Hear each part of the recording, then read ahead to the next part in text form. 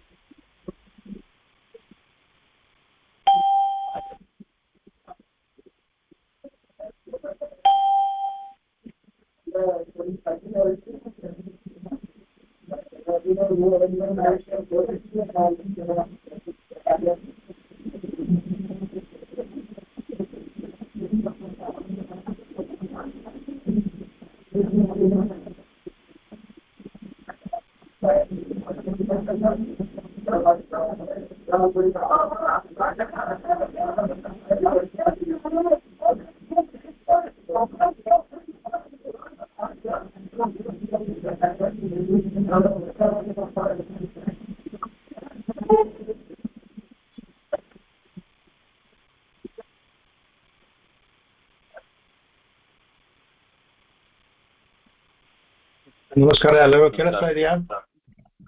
ನಮಸ್ಕಾರ ಸರ್. ಕೇಳಿಸ್ತಾ ಇದೆ. ಓಕೆ, ಇದು ಚಿತ್ರ ಅನ್ಮೌಟ್ ಮಾಡ್ಕೊಂಡ ನೀನು. ನಮಸ್ಕಾರ ಮಾಮ. ನಮಸ್ಕಾರ ಮಾಮ. ಹಾ, ಇದು ಆರ್ಡ್ರದೇ இல்லையம்மா, நம்ம அதெல்லாம் போட்டிருக்கேன். நம்ம இதெல்லாம் ரெடியா எல்லாமே இந்த கிளாसेस எல்லாம் நான் அனுப்புறேன் மாமா. புது சேனல் கிரியேட் பண்ணிருக்கேன். அதான் எதுக்கு நானே அங்க நிறுத்தேன்னு தெரியல, பார்க்கலான்னு பார்த்தா ஆடவே இல்லை. அது வசுதேவ குடும்பமும் 25 அதுதான் வருது, நம்ದು விட்டுட்டோம். வசுதேவ் அட்டன் போட்டாலுமே வேற என்னென்னோ வருது.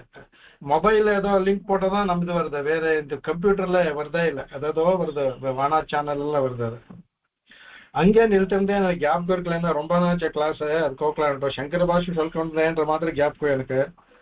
சரி பார்க்கலாம், நாமளே ஆடுவோம் எனக்கு. யாராவது நானும் இருக்கல. லாஸ்ட் 2 வீக்ஸ் கொஞ்சம் டிராவல் பண்ணிட்டு இருந்தேன். Even I miss the classes. இல்ல சாரி, அதில்ல நமக்கு இதே ஏதோ ஆடல எனக்கு. நாட் திஸ் ஒண்ணுமே ஆடல எனக்கு. ಅದೇ ಬೇರೆ ಯಾವುದೋ ಚಾನಲ್ ಗಂತ பார்க்கணும் ನಾನು. நான் மாமிக்கு 2 டீடைல்ஸ் அனுப்புறேன் எதில் இருக்குது. ಸರಿ, ಇಲ್ಲ ನನಗೆ ಒಂದು ಫೇರ್ ಐಡಿಯಾ ಇದೆ, ಅಲ್ಲಿಂದ ಹೋಗ್ತೇನೆ. ಇದರಲ್ಲಿ ಭೂತಾತ್ಮ ಪರಮಾತ್ಮ ಚ ಮುಕ್ತಾನಾಂ ಪರಮಾಗತಿ ಅವ್ಯಯ ಪುರುಷ ಸಾಕ್ಷಿ ಕ್ಷೇತ್ರಜ್ಞೋಕ್ಷ ಅಂತ ಅದನ್ನ ಹೇಳ್ತಾ ಇದ್ವಿ ಶಂಕರ ಭಾಷೆ ಅನ್ಸುತ್ತೆ. ಶ್ರೀಮಾನ್ ವೆಂಕಟನಾಥಾರ್ಯ ಕವಿತಾರ್ಕ ಕೇಸರಿ ವೇದಾಂತಾಚಾರ್ಯವರ್ಯೋ ಮೇ ಸನ್ನಿಧತ್ತಾಂ ಸದಾ ಹೃದಯ ಲಕ್ಷ್ಮೀನಾಥ ಸಮಾರಂಭಾಂ ನಾಥಯಾಮುನ ಮಧ್ಯಮಾಂ ಅಸ್ಮದಾಚಾರ್ಯ ಪರ್ಯಂತಾಂ ವಂದೇ ಗುರು ಪರಂಪರಾಂ ಯೋ ನಿತ್ಯಮಚ್ಯುತ ಪದಾಂಬುಜ ಯುಗ್ಮರುಕ್ಮೌ ವ್ಯಾಮೋಹತಸ್ತದಿತರಾಣಿ ತೃಣಾಯ ಮೇನೆ ಅಸ್ಮದ್ಗುರೋರ್ಭಗವತೋಶ್ಚ ದಯೈಕ ಸಿಂಧೋಃ ರಾಮಾನುಜಸ್ಯ ಚರಣೋ ಶರಣಂ ಪ್ರಪದ್ಯೆ. ಪರಾಶಿ ಪರಾಶರ ಭಟ್ಟಾರ್ಯಃ ಶ್ರೀರಂಗೇಶ ಪುರೋಹಿತಃ ಶ್ರೀವತ್ಸಾಂಕಸುತ ಶ್ರೀಮಾನ್ ಶ್ರೇಯಸೆ ಮೇಸ್ತು ಭೂಜಸೆ ವ್ಯಾಸಂ ವಸಿಷ್ಠನಪ್ತಾರಂ ಶಕ್ತೆ ಪೌಷ್ಪಕಲ್ಮಷಂ ಪರಾಶರಾತ್ಮಕಂ ವಂದೇ ಶುಕತಾತಂ ತಪೋನಿಧಿಂ ವ್ಯಾಸಾಯ ವಿಷ್ಣುರೂಪಾಯ ವ್ಯಾಸರೂಪಾಯ ವಿಷ್ಣವೇ ನಮೋ ವೈ ಬ್ರಹ್ಮನಿಧಯೇ ವಾಸಿಷ್ಠಾಯ ನಮೋ ನಮಃ ಅವಿಕಾರಾಯ ಶುದ್ಧಾಯ ನಿತ್ಯಾಯ ಪರಮಾತ್ಮನೇ ಸದೈಕರೂಪರೂಪಾಯ ವಿಷ್ಣವೇ ಸರ್ವಜಿಷ್ಣವೇ. ಸಾಕು, ಟೈಮ್ ಆಯ್ತು. ಅದರಲ್ಲಿ ಅವ್ರದ್ದು ಕ್ಷೇತ್ರಜ್ಞ ಇದೆ ಶಂಕರ ಭಾಷೆಯಲ್ಲಿ. ಇದಕ್ಕೆ ಮೊದಲ 3 ಆಗಿತ್ತು. ಅದರಲ್ಲಿ ಈ ಕ್ಷೇತ್ರಜ್ಞ ಹೇಳ್ತಾ ಇದ್ದೆ ಅಂತ ಜ್ಞಾಪಕ ನನಗೆ. ಅವ್ಯಯ ಪುರುಷ ಅದು ಹೇಳಿದ ಸಾಕ್ಷಿ ಅದೆಲ್ಲ ಹೇಳಿದ್ನೋ ಇಲ್ಲೋ ಜ್ಞಾಪಕ ಅಲ್ಲ ನನಗೆ. ಅದಕ್ಕೆ ನೋಡೋಣ ಅಂದ್ರೆ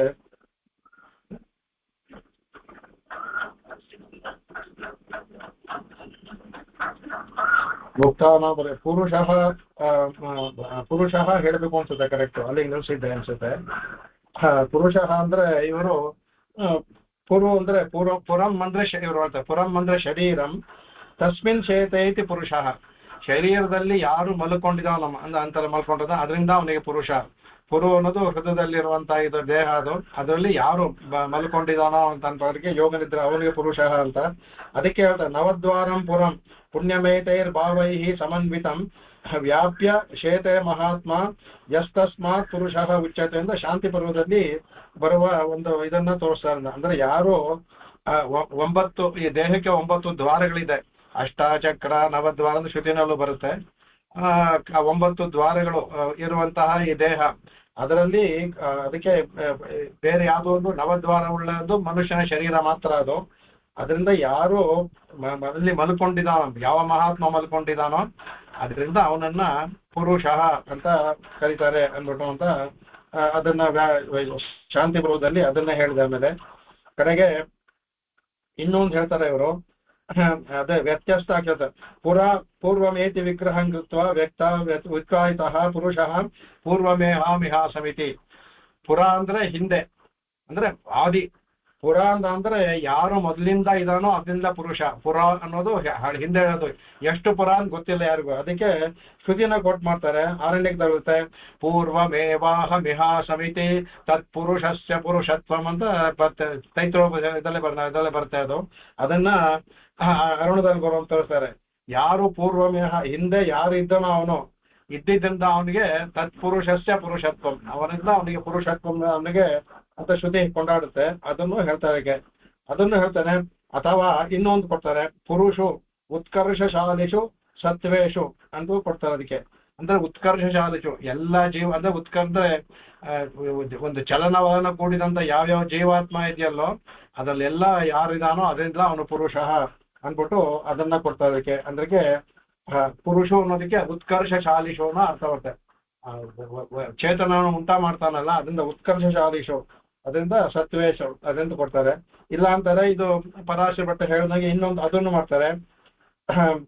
ಆಮೇಲೆ ಹೇಳ್ತಾರೆ ಸತ್ವೇಶು ಸೀದತಿ ಇತಿ ಪುರೂಣಿ ಫಲಾನಿ ಸನೋತಿ ದದಾತಿ ಇತಿ. ಪುರೂಣಿ ಅಂದ್ರೆ ಫಲಾನಿ ಸನೋತಿ ದದಾತಿ, ಫಲವ ಎಲ್ಲರಿಗೂ ಅವರವರ ಕರ್ಮಕ್ಕೆ ಅನುಗುಣವಾಗಿ ಫಲವನ್ನು ಕೊಡೋದ್ರಿಂದ ಅವನು ಪುರುಷ ಅಂತ ಕರೀತಾರೆ ಅಂತ ಅದು ಒಂದು ಹೇಳ್ತಾರೆ ಕಡೆಗೆ. ಆಮೇಲೆ ಅದನ್ನ ಹೇಳ್ತಾರೆ ಕಡೆಗೆ. ಆಮೇಲೆ ಪೂರ್ಣಾದ್ವಾ ಸದನಾದ್ವಾ ಪುರುಷ ಅಂದ್ಬಿಟ್ಟು ಇದು ಉದ್ಯೋಗ ಪರ್ವದಲ್ಲಿ ಬರುತ್ತೆ. ಅದರಲ್ಲಿ ಅಂತ ಹೇಳ್ತಾರೆ. ಅಂದ್ರೆ ಪುರೂಣಿ ಭುವನಾನಿ ಸಂಹಾರ ಸಮಯೇ ಯತಿ ಅಂತಂಕರೋತೀತಿ ವಾ ಪೂರ್ಣಾದ್ವಾ ಸಮನಾದ್ವಾ ಪುರುಷ ಪೂರ್ಣಾತ್ ಸದನಾಚ್ಚೈವಂ ತಥೋಸೋ ಪುರುಷೋತ್ತಮ ಅಂತ ಉದ್ಯೋಗದಲ್ಲಿ ಹೇಳಿದೆ. ಅಂದ್ರೆ ಅವರವರ ಕರ್ಮಗಳಿಗೆ ಅನುಗುಣವಾಗಿ ಅವರಿಗೆ ಎಲ್ಲಾ ಜೀವಾತ್ಮರಿಗೂ ಸಹ ಅವರ ಕರ್ಮ ಅನುಗುಣವಾಗಿ ಎಲ್ಲವನ್ನು ಕೊಟ್ಟು ಸಂಹಾರ ಸಮಯದ ಅಂದ್ರೆ ಇದು ಇರುವಾಗ ಅವರಿಗೆ ಮತ್ತೆ ಜನನ ಉಂಟು ಮಾಡಿ ಎಲ್ಲವನ್ನು ಮಾಡಿ ಸಂಹಾರ ಸಮಯದಲ್ಲಿ ಎಲ್ಲರನ್ನೂ ಯಾರು ಭಗವಂತ ಇದ್ ಮಾಡ್ತಾನೋ ಅಂತಂಕರೋತಿ ಕಡೆಗೆ ಯಾರು ಅದರಿಂದ ಪುರುಷ ಅಂತ ಅದನ್ನು ಹೇಳ್ತಾರೆ. ಅಂದ್ರೆ ಸೃಷ್ಟಿ ಸ್ಥಿತಿಯನ್ನ ಮಾಡಿ ಕಡೆಗೆ ಲಯವನ್ನೂ ಮಾಡೋದ್ರಿಂದ ಅದರಿಂದ ಪುರುಷ ಅಂತ ಹೇಳ್ತಾರೆ. ಯಾಕಂದ್ರೆ ಪೂರ್ಣಾದ್ವಾ ಸನಾದ್ವಾ ಪರಿಪೂರ್ಣ ಪೂರ್ಣಮಿದ ಪೂರ್ಣಮದ ಅಂತ ಹೇಳಿ ಅದೇ ಪರಿಪೂರ್ಣನಾದ್ರಿಂದ ಪೂರ್ಣನಾಥ್ ಅದರಿಂದ ಅವನು ಸದನಾದ್ವಾ ಪುರುಷ ಅಂದ್ಬಿಟ್ಟು ಅದಕ್ಕೆ ಉದ್ಯೋಗ ಬರೋದ ಅದನ್ನ ಹೇಳ್ತಾರೆ. ಪೂರ್ಣ ಸದನಾಚೈವಂ ತಥೌಸೌ ಪುರುಷೋತ್ತಮ ಅಂತ ಉದ್ಯೋಗ ಮಹಾಭಾರತದಲ್ಲಿ ಹೇಳಿದೆ. ಅದಕ್ಕೆ ಪೂರ್ಣ ಸದನ ಅಂದ್ರೆ ಒಂದು ಜಾಗ ಇಡೀ ಬ್ರಹ್ಮಾಂಡ ಎಲ್ಲವನ್ನೂ ತುಂಬಿಕೊಂಡಿದ್ದಾನೆ. ಪೂರ್ಣನಾಥ್ ಎಲ್ಲವನ್ನೂ ತುಂಬಿಕೊಂಡಿರೋದ್ರಿಂದ ಅವನು ಪೂರ ಆದ್ರಿಂದ ಪುರುಷ ಅಂತ ಅವನ ಹೆಸರು ಬಂದಿದೆ. ಪುರುಷ ಅನ್ನೋದು ಭಗವಂತನು ನಾವು ರೂಢಿನಲ್ಲಿ ಪುರುಷ ಸ್ತ್ರೀ ಅಂತ ನಾವು ಉಪಯೋಗಿಸ್ತೇವೆ ತವರ ಪುರುಷ ಅಂದ್ರೆ ಭಗವಂತ ಒಬ್ಬನೇ ಅವನು. ಅದರಿಂದ ಅದನ್ನ ಹೇಳ್ತಾರೆ ಅದಕ್ಕೆ. ಆಮೇಲೆ ನೆಕ್ಸ್ಟ್ ಸಾಕ್ಷಿ ಹೋಗ್ತಾರೆ. ಹೇಳ್ತಾರ ಆ ಸಾಕ್ಷಿಗೆ ಹೇಳ್ತಾರೆ ಸಾಕ್ಷಾತ್ ಅವ್ಯವಧಾನೇನ ಸ್ವರೂಪಬೋಧೇನ ಈಕ್ಷತೆ ಪಶ್ಯತಿ ಸರ್ವಂ ಇತಿ ಸಾಕ್ಷಿ. ಅಂದ್ರೆ ಎಲ್ಲವನ್ನೂ ಸಹ ಇದು ಪಾಣಿನಿಯ ಸೂತ್ರವನ್ನು ಸಾಕ್ಷಾತ್ ದ್ರಷ್ಟರಿ ಸಂಜ್ಞಾಯಾಮ್ ಅಂತ ಒಂದು ಪಾಣಿನಿ ಸೂತ್ರ ಇದೆ. ಎಲ್ಲವನ್ನೂ ಏಕಕಾಲದಲ್ಲಿ ನೋಡತಕ್ಕವನವನು. ಸಾಕ್ಷಾತ್ ಅವ್ಯವಧಾನೇನ ಒಂದು ಕ್ಷಣವೂ ವಿಚ್ಛಿತ ಇಲ್ಲ. ಯಾಕಂದ್ರೆ ನಾವು ಕಣ್ಣು ಮುಚ್ಚಬಹುದು, ಅವನು ಕಣ್ಣು ಮುಚ್ಚಿದ್ರಿಲ್ಲ. ಎಲ್ಲಾ ಕಾಲದಲ್ಲೂ ಎಚ್ಚರವಾಗಿದ್ದು ಎಲ್ಲಾ ಜೀವಿಗಳು ಎಲ್ಲ ಸಮಯದಲ್ಲೂ ನೋಡತಕ್ಕವನು, ಎಲ್ಲಾ ದೇಶ ನೋಡತಕ್ಕವನು. ಅದರಿಂದ ಈಕ್ಷತೆ ಪಶ್ಯತಿ ಸರ್ವಂ ಎಲ್ಲವನ್ನು ಈಕ್ಷಣೆ ಮಾಡ್ತಾನೆ ನೋಡ್ತಾನೆ. ಅದರಿಂದ ಅವನಿಗೆ ಸಾಕ್ಷಿ ಅಂತ ಅದು ಬರುತ್ತೆ. ಅದಕ್ಕೆ ಅಂದ್ರೆ ಅದನ್ನು ಹೇಳ್ತಾರೆ ಕಡೆಗೆ. ಅದನ್ನ ಸಾಕ್ಷಿಗೆ ಒಂದೇ ಹೇಳ್ಬಿಟ್ಬಿಟ್ರು. ನೆಕ್ಸ್ಟ್ ಕ್ಷೇತ್ರಜ್ಞ. ಆ ಕ್ಷೇತ್ರಜ್ಞ ಅಂದ್ರೆ ಕ್ಷೇತ್ರಂ ಅಂದ್ರೆ ಶರೀರಂ. ಶರೀರಕ್ಕೂ ಕ್ಷೇತ್ರ ಅಂದ್ರೆ ಜಾಗ ಅಂತ. ನಾವು ಭೂಮಿಗೂ ಕ್ಷೇತ್ರ ಅಂತ ಹೇಳ್ತೀವಿ, ಎಲ್ಲಿ ಉತ್ತಿ ಬೆಳ್ತೀವಲ್ಲ ಅದಕ್ಕೂ ಕ್ಷೇತ್ರ ಅಂತ ಹೇಳ್ತೀವಿ. ಇದು ನಮ್ಮ ಶರೀರಕ್ಕೂ ಕ್ಷೇತ್ರ ಅಂತ ಹೇಳ್ತೀವಿ. ಅದಕ್ಕೆ ಕ್ಷೇತ್ರಂ ಅದಕ್ಕೆ ಶರೀರಂ ಅಂತ ಮಾಡ್ಕೊಂಡು, ಯಾಕಂದ್ರೆ ಕ್ಷೇತ್ರ ಒಂದು ಯಾವ್ದಾರು ಆಗುದಲ್ಲ. ಕ್ಷೇತ್ರಂ ಅಂದ್ರೆ ಶರೀರ ಜಾನಾತಿ ಇದು ಕ್ಷೇತ್ರಜ್ಞ. ನಮ್ಮ ಶರೀರ ಅಂದ್ರೆ ನಮ್ಮ ಯಾವ ಒಂದು ಅಂತರ್ಯಾಮಿಗೆ ಯಾವ ಒಂದು ಶರೀರದಲ್ಲಿ ಇರ್ತಾನೋ, ಪಶು ಪಕ್ಷಿ ಮನುಷ್ಯ ಕೀಟ ಯಾವುದೇ ಆಗ್ಲಿ ಅದನ್ನ ತಿಳಿದುಕೊಂಡಿರೋದ್ರಿಂದ ಅವನು ಅದಂದ್ರೆ ಅವನು ಅವನು ಹೇಳ್ತಾನೆ ಕ್ಷೇತ್ರಜ್ಞ ಎಲ್ಲವನ್ನೂ ಸಹ ತಿಳ್ಕೊಂಡಿರೋನು. ಅದರಿಂದ ಕ್ಷೇತ್ರಜ್ಞ ಅಂತ ಹೇಳ್ತಾರೆ. ಅದಕ್ಕೆ ಆ ಕಡೆಗೆ ಅದು ಹೇಳ್ತಾರೆ ಕ್ಷೇತ್ರಜ್ಞಂ ಚಾಂಪಿಮಾಂ ವಿದ್ ಭಗವದ್ಗೀತೆ ಹೇಳ್ತಾನೆ. ಕ್ಷೇತ್ರಜ್ಞಂಚ ಅಪಿಮಾಂ ವಿದ್ಧಿ ಅಂತ ಭಗವದ್ಗೀತೆಯಲ್ಲಿ ಹೇಳಿದ್ನಲ್ಲ, ಅದರಿಂದಲೂ ಸಹ ಇವನು ಕ್ಷೇತ್ರಜ್ಞ ಅಂತ ಹೇಳ್ತಾರೆ. ಅದಕ್ಕೆ ಮಹಾಭಾರತದಲ್ಲಿ ಒಂದು ಶ್ಲೋಕವೂ ಇದೆ ಶಾಂತಿ ಪರ್ವದಲ್ಲಿ. ಕ್ಷೇತ್ರಾಣಿ ಶರೀರಾಣಿ ಬೀಜಂಚಾಪಿ ಶುಭಾಶುಭಂ ತಾನಿ ವೇತ್ಯ ಸಯೋಗಾತ್ಮ ತತಃ ಕ್ಷೇತ್ರಜ್ಞ ಉಚ್ಯತೆ ಅಂತ. ಈ ನಮ್ಮ ಶರೀರ ಅನ್ನೋದೇ ಒಂದು ಕ್ಷೇತ್ರ. ಅಂದ್ರೆ ಇದು ಒಂದು ನೆಲ ಅಂತ ಇಟ್ಕೊಳ್ಳಿ, ಭೂಮಿ. ಶರೀರ ಅಂದ್ರೆ ಭೂಮಿ. ಅದರಲ್ಲಿ ಏನ್ ಮಾಡ್ತಾನೆ ಶರೀರಾಣಿ ಬೀಜಂಚಾಪಿ ಶುಭಾಶುಭಂ. ನಮಗಿರುವ ಕರ್ಮವೇ ಬೀಜ. ಶುಭ ಮತ್ತು ಅಶುಭ ಬೀಜಗಳನ್ನ ಭಗವಂತ ಕರ್ಮ ಅನ್ನೋ ಬೀಜವನ್ನ ಬಿತ್ತಾನೆ. ಅದು ಶುಭವಾಗಿ ಆಗಿರೋದು ಅಶುಭವಾಗಿ ಇರೋದು. ಕ್ಷೇತ್ರ ಅನ್ನೋ ನಮ್ಮ ಶರೀರದಲ್ಲಿ ಕರ್ಮ ಅನ್ನೋ ಬೀಜವನ್ನ ಬಿತ್ತುತ್ತಾನೆ ಭಗವಂತ. ಅದಾಗೇನದೆ ಅದರಿಂದ ಏನಾಗುತ್ತೆ, ಅವನು ಆಯಾಯ ಕರ್ಮಾನುಗುಣವಾಗಿ ನಾವು ಆ ಕೆಲಸವನ್ನು ಮಾಡ್ಕೊಂಡು ಹೋಗ್ತೀವಿ. ನಮ್ಮ ಶರೀರದ ನಾವು ಮಾಡುವ ಪ್ರತಿಯೊಬ್ಬರು ಒಂದು ಕೆಲಸ ನಮ್ಮ ಕರ್ಮಾನುಗುಣವಾಗಿ ಮಾಡ್ತೀವಿ. ಆ ಕರ್ಮ ಅನ್ನೋ ಬೀಜವನ್ನ ಈ ಶರೀರದಲ್ಲಿ ಬಿತ್ತಲ್ಪಟ್ಟಿದೆ, ಅದು ಅವನೇ ಮಾಡೋದು. ಅದನ್ನ ತಿಳ್ಕೊಂಡಿರೋದ್ರಿಂದ ಅಜ್ಞ ಅಂತ ತಿಳ್ಕೊಂಡಿರೋನು. ಅದರಿಂದ ಅವನಿಗೆ ಕ್ಷೇತ್ರಜ್ಞ ಅಂತ ಹೇಳ್ತಾರೆ. ಅದಕ್ಕೆ ಅವನು ಎಲ್ಲವರ ಕರ್ಮವನ್ನು ಸುಖ ದುಃಖಗಳನ್ನು ಅದಕ್ಕೆ ಅಂಟುಕೊಳ್ಳದೆ ಏನೇನ್ ಮಾಡ್ತಾವ ಎಲ್ಲವನ್ನೂ ತಿಳ್ಕೊಂಡಿರೋದ್ರಿಂದ, ಅಂದ್ರೆ ಶರೀರವನ್ನು ತಿಳ್ಕೊಂಡಿರೋದ್ರಿಂದ ಕ್ಷೇತ್ರಜ್ಞ. ಶರೀರದಲ್ಲಿರುವ ಕರ್ಮವನ್ನು ತಿಳ್ಕೊಂಡಿರೋದ್ರಿಂದ ಈ ಜೀವ ಈ ಕರ್ಮ ಮಾಡುತ್ತೆ, ಈ ಜೀವ ಇದು ಒಳ್ಳೇದ್ ಮಾಡುತ್ತೆ, ಇದು ಕೆಟ್ಟದ್ ಮಾಡುತ್ತೆ, ಇದು ಫಲ ಅದಕ್ಕೆ ಫಲ ಅಂತ ವಿಂಗಡಿಸಿ ಎಲ್ಲ ಮಾಡಿ ಕೊಡ್ತಾನಲ್ಲ, ಅದರಿಂದಲೂ ಸಹ ಕ್ಷೇತ್ರಜ್ಞ ಅಂತಾನು ಅದನ್ನು ಹೇಳ್ತಾರೆ ಕಡೆಗೆ. ಅದಕ್ಕೆ ತಾನಿ ವೇತ್ಯ ಸಯೋಗಾತ್ಮ ತತಃ. ಅದರಿಂದ ತಾನಿ ಸರ್ವಾಣಿ ವೇತ್ಯ ಅಂತ. ತಾನಿ ವೇತ್ಯ ಇವೆಲ್ಲವನ್ನೂ ಭಗವಂತ ತಿಳ್ಕೊಂಡಿದ್ದಾನೆ. ಈಗಲ್ದೆ ಮುಂದಕ್ಕೆ ಏನಾಗ್ತೀವಿ ಅದು ಕೂಡ ತಿಳ್ಕೊಂಡಿದ್ದಾನೆ. ಅದರಿಂದ ಯೋಗಾತ್ಮ ಅವನು. ಯೋಗಾತ್ಮನಾದ್ರಿಂದ ಎಲ್ಲವೂ ಅವನಿಗೆ ಗೊತ್ತಾಗೋದ್ರಿಂದ ಅವನಿಗೆ ಕ್ಷೇತ್ರಜ್ಞ ಅಂತ ಹೇಳ್ತಾರೆ ಅಂತ ಮಹಾಭಾರತದಲ್ಲಿ ಎಲ್ಲವೂ ಬರುತ್ತೆ. ಅದಕ್ಕೆ ಪಂಚಮ ವೇದ ಅಂತ ಅಂದ್ರೆ ಹೆಸರು. ಅದಕ್ಕೆ ಎಲ್ಲವೂ ಬರುತ್ತೆ. ಅದರಿಂದ ಹೇಳ್ತಾರೆ ಕಡೆಗೆ. ಆಮೇಲೆ ಅಕ್ಷರಕ್ಕೆ ಹೋಗ್ತಾರೆ. ಅಕ್ಷರ ಅಂತ ಹೇಳ್ತಾರೆ. ಸಯೇವ ನಕ್ಷರತೀತಿ ಅಕ್ಷರ ಪರಮಾತ್ಮ. ಸಯೇವ ಅಂದ್ರೆ ಯಾರು ನಕ್ಷರತಿ, ಅಕ್ಷರ ಅಂದ್ರೆ ನಾಶವಾಗೋದು. ನಕ್ಷರತೀತಿ ಅಕ್ಷರ ಯಾವ ಒಂದು ಅವನಿಗೆ ಅಳಿವೇ ಇಲ್ಲ. ಅಂದ್ರೆ ಜೀವಾತ್ಮನಿಗೂ ಅಳಿವಿಲ್ಲ, ಅದ್ ಬೇರೆ ಮಾತು. ಅದು ನಮಗೆ ಶರೀರ ಒಂದು ನಾಶವಾಗ್ತಿರುತ್ತೆ. ಆ ತರ ಯಾವುದೂ ಭಗವಂತನಿಗಿಲ್ಲ. ನಕ್ಷರತೀತಿ ಅಕ್ಷರ ಅಂತ ಅವನಿಗೆ ಯಾವುದು ಜೀವಾತ್ಮನಿಗೂ ಅಕ್ಷರ ಶಬ್ದವನ್ನು ಉಪಯೋಗಿಸ್ಬೋದು. ಆದ್ರೆ ಪಾರಮಾತ್ಮಕ ಹೇಳ್ಬೇಕಾದ್ರೆ ಭಗವಂತನಿಗೆ ಆಗುತ್ತೆ. ಅವನಿಗೆ ಯಾವ ಕಾಲದಲ್ಲೂ ಶರೀರ ಅವತಾರ ಕಾಲದಲ್ಲಿ ಶರೀರ ಪಡ್ಕೊಳ್ಳೋದು ಯೋಗಿಕವಾದ ಶರೀರ ತರ ಅವನು ಯಾವ್ದ್ರಲ್ಲೂ ಅವನಿಗೆ ಕರ್ಮಾನುಗುಣವಾಗಿ ಬರುವಂತದ್ದಲ್ಲ. ಯಾವನು ಕರ್ಮಾನುಗುಣವಾಗಿ ಯಾವ ಶರೀರವನ್ನು ಅವನು ಇದ್ ಮಾಡ್ತಾನೋ ಬಂದು ಅದು ನಾಶವಾಗೋದು ಇನ್ನೊಂದು ಜೀವ ಆ ತರ ಯಾವ್ದಿಲ್ವೋ ಅದರಿಂದ ನಕ್ಷರತೇತಿ ಅಕ್ಷರ ಅದಂತ ಹೇಳ್ತಾರೆ ಕಡೆಗೆ ಅದಕ್ಕೆ ಇದು ಕೊಡ್ತಾರೆ. ಅದು ವ್ಯಾಕರಣದಲ್ಲಿ ಹೇಗ್ ಬಂತು ಅಂತ ಅಕ್ಷರ ಅಂತ ಕೊಡ್ತಾರೆ, ಅದು ಬೇಡ ನಮ್ಗೆ ಇವಾಗ. ಅದರಿಂದ ಇವ್ರೇನ್ ಮಾಡ್ತಾರೆ, ಏವಕಾರಾತೆ ಕ್ಷೇತ್ರಜ್ಞಾಕ್ಷರ ಅಭೇದ ಹೇಳ್ತಾರೆ ಪರಮಾರ್ಥತಃ ಅಂತ. ಅದರಿಂದ ಏವ ಅಂತ ಹಾಕೋದ್ರಿಂದ ಕ್ಷರ ಮತ್ತು ಅಕ್ಷರ ಇದು ಹೇಳ್ತಾರೆ. ಅದಕ್ಕೆ ಕ್ಷೇತ್ರಜ್ಞ ಅಕ್ಷರ ಇವೆರಡಕ್ಕೂ, ಹಿಂದಿನ ಕ್ಷೇತ್ರಜ್ಞನಿಗೂ ಈ ಅಕ್ಷರ ಎರಡು ಅವರಿಗೆ ಸಿದ್ಧಾಂತವನ್ನು ಹೇಳ್ಬೇಕಾದ್ರೆ ಕ್ಷೇತ್ರವನ್ನು ತಿಳಿದವನು ಕ್ಷೇತ್ರಜ್ಞ ಅಂತ. ಇಲ್ಲಿ ಆತ್ಮವನ್ನು ಅಂತಂದ್ರೆ ಎರಡೂ ಒಂದೇ ಮಾಡೋದಕ್ಕೆ ಏನ್ ಮಾಡ್ತಾರೆ, ಅದಕ್ಕೆ ಅಭೇದ.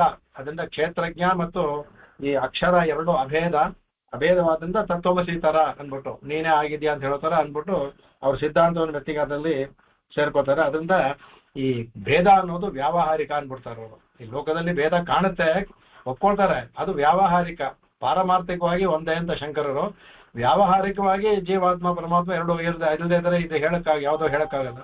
ಇದು ವ್ಯಾವಹಾರಿಕವಾಗಿ ಕ್ಷೇತ್ರಜ್ಞ ಅಕ್ಷರ ಬೇರೆ ಬೇರೆ ತಗೊಳ್ಳೋದು ಎರಡೂ ಇಲ್ಲದೆ ಅವನೊಂದೇ, ಕ್ಷೇತ್ರಜ್ಞನೂ ಒಂದೇ ಅಕ್ಷರಜ್ಞನೂ ಒಂದೇ ಅಂದ್ಬಿಟ್ಟು ಅವರ ತಗೊಳ್ತಾರೆ ಅದನ್ನ. ಇದರಲ್ಲಿ ಈ ತರ ಅವ್ರದ್ದು ಇದಕ್ಕೆ ಇನ್ನು ಯೋಗ ವಿಧಾನ ನೇತ ಅಂತ ಮುಂದಕ್ಕೆ ಇನ್ನು ಇವರು ಮಧ್ವ ಭಾಷ್ಯವನ್ನ ನೋಡೋಣ. ಅದಕ್ಕೆ ಏನ್ ಹೇಳ್ತಾರೆ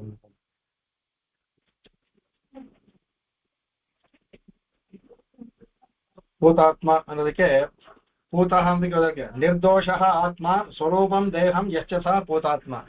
ಯಾವನಿಗೆ ಸ್ವರೂಪದಿಂದ ಅವನ ಸ್ವರೂಪದಿಂದ ಯಾವ ಆತ್ಮ ಅಂದ್ರೆ ಪರಮಾತ್ಮ, ಯಾವ ಆತ್ಮ ಸ್ವರೂಪದಿಂದ ನಿರ್ದೋಷನಾಗಿದ್ದಾನೋ ಅಂದ್ರೆ ಯಾವ ಹೇಯ ಗುಣವೂ ಇಲ್ಲದೆ ಇದ್ದಾಗಿದ್ದಾನೋ ಅದರಿಂದ ಅವನಿಗೆ ಭೂತಾತ್ಮ. ಅವನಿಗೆ ಯಾವ ಹೇಯ ಗುಣವೂ ಇಲ್ಲ, ಅವನಿಗೆ ಸ್ವರೂಪತಃ.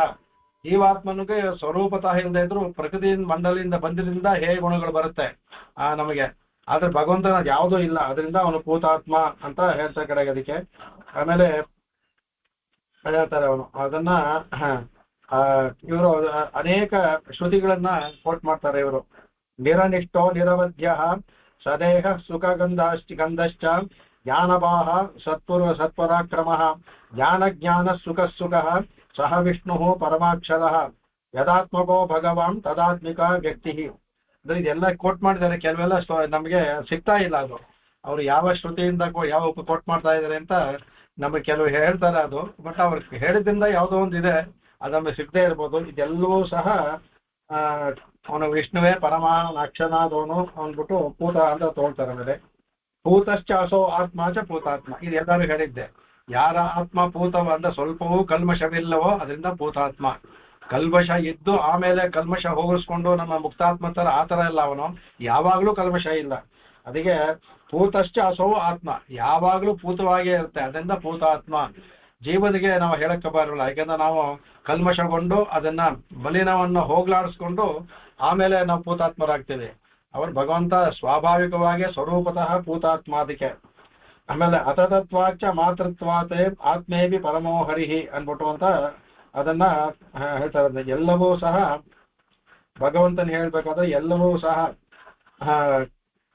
ಆತ್ಮೇತಿ ಪರಮೋ ಹರಿಹಿ ಅನ್ಬಿಟ್ಟು ಅಂತ. ಎಲ್ಲವೂ ಸಹ ಆತ್ಮ ಅಂದ್ರೆ ಅವನಿಗೆ ಸೆಕೆಂಡರಿ ಸೆನ್ಸ್ ಅಲ್ಲೇ ಅವನು ಆತ್ಮ. ಯಾಕಂದ್ರೆ ಅವನಿಗೆ ಯಾವ ಆತ್ಮವೂ ಇಲ್ಲ. ನಾವು ಸುಮ್ಮನೆ ನಿರ್ದಿಷ್ಟ ಮಾಡೋದಕ್ಕೆ ನಮಗಿಂತ ಬೇರೆಯವನು ಮಾಡೋದಕ್ಕೆ ಅವನಿಗೆ ಪರಮಾತ್ಮ ಅಂತ ಒಂದು ಭಗವಂತನಿಗೆ ಒಂದು ಇಟ್ಟಿದ್ವಿ. ಅವನ ಆತ್ಮ ಒಳಗಡೆ ಇನ್ಯಾವ ಆತ್ಮವೂ ಇಲ್ಲ, ನಮ್ಮ ತರ ಅವನಿಗೆ ಯಾವುದೂ ಇಲ್ಲ. ಅದರಿಂದ ಭೂತಾತ್ಮ ಅಂತಾರೆ. ಭೂತ ಆತ್ಮನಃ ಜೀವಾಹ ಯಸ್ಮಾತ್ ಭೂತಾತ್ಮ. ಕಡೆಗೆ ಇವನು ಜೀವಾಹ ಆತ್ಮನಃ ಭೂತಾತ್ಮ. ಈ ಜೀವನಾದ ನಾವು ಈ ಪ್ರಕೃತಿ ಮಂಡಲ ಜೀವಾತ್ಮನನ್ನ ಭೂತಗೊಳಿಸ್ತಾನೆ, ಪವಿತ್ರಗೊಳಿಸ್ತಾನೆ, ಅದರಿಂದಲೂ ಸಹ ಭೂತಾತ್ಮ. ಅವನೂ ಭೂತಾತ್ಮ, ಯಾವ ದೋಷವೂ ಇಲ್ಲ. ನಮ್ಮ ಜೀವಾತ್ಮನಿಗಿರುವ ದೋಷದಲ್ಲಿ ನಮ್ಮೆಲ್ಲ ಹೋಗ್ಲಾಡ್ಸ್ತಾ ಹೇಳಿದ್ವಲ್ಲ, ಪುಣ್ಯ ಪಾಪವೆಲ್ಲ ಕಳೆದು ಕಡೆಗೆ ಮೋಕ್ಷಕ್ಕೆ ಹೋಗ್ಬೇಕಾದ್ರೆ ಯಾವುದೂ ಇರಬಾರ್ದು ನಮಗೆ, ಎಲ್ಲವನ್ನು ಕಳೆದು ಹೋಗ್ತಾನೆ.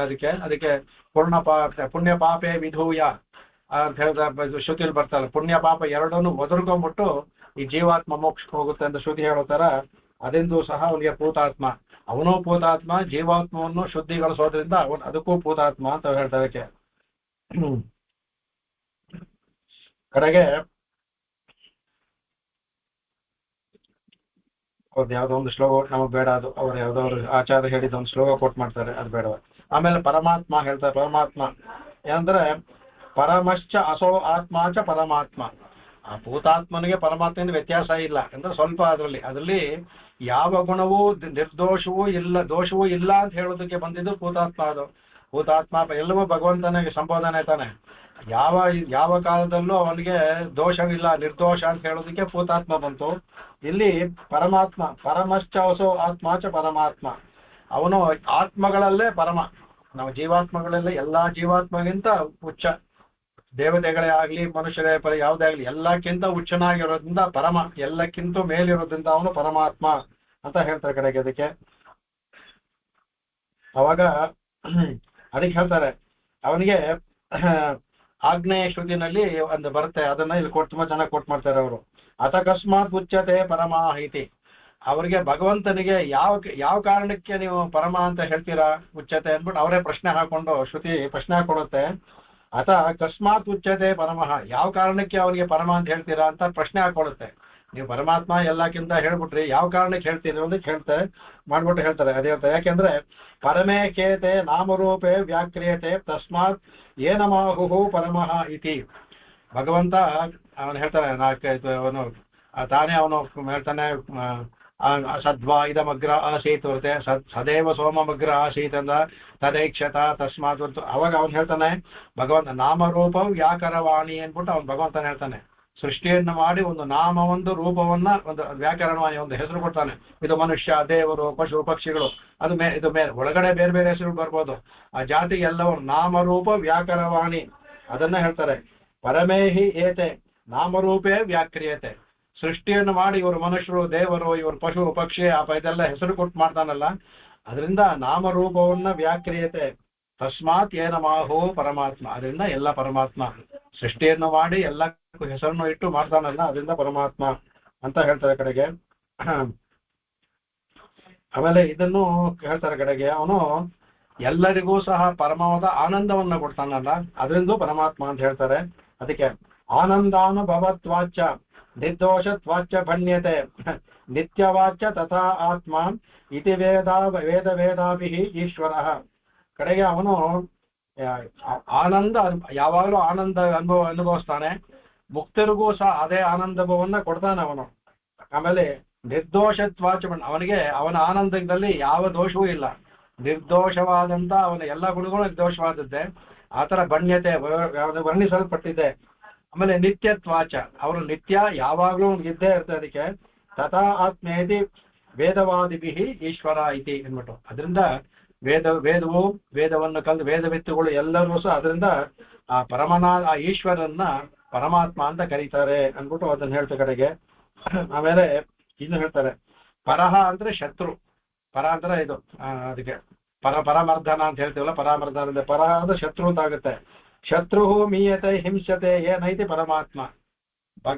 ಅವನಿಗೆ ಯಾರು ಶತ್ರುಗಳಿಲ್ಲ, ಅವನ ಭಕ್ತರ ಶತ್ರುಗಳೇ ಅವನಿಗೆ. ದೇವತೆಗಳ ಶತ್ರುಗಳು ರಾಕ್ಷಸರು, ಅವನ್ನೇನ್ ಮಾಡ್ತಾನೆ ಮೀಯತೆ ಹಿಂಸತೆ, ಅವರನ್ನೆಲ್ಲವನ್ನು ಮಾಡಿ ಅವ್ರಿಗೆ ಹಿಂಸಿಸ್ತಾನೆ, ಅವರಿಗೆ ತೊಂದರೆಯನ್ನು ಕೊಡ್ತಾನೆ. ಜಯಿಸದಿಂದಲೂ ಸಹ ಅವನು ಪರಮಾತ್ಮ ಅಂತ ಅದರಿಂದಲೂ ಅವನ ಕರಿಬಹುದು.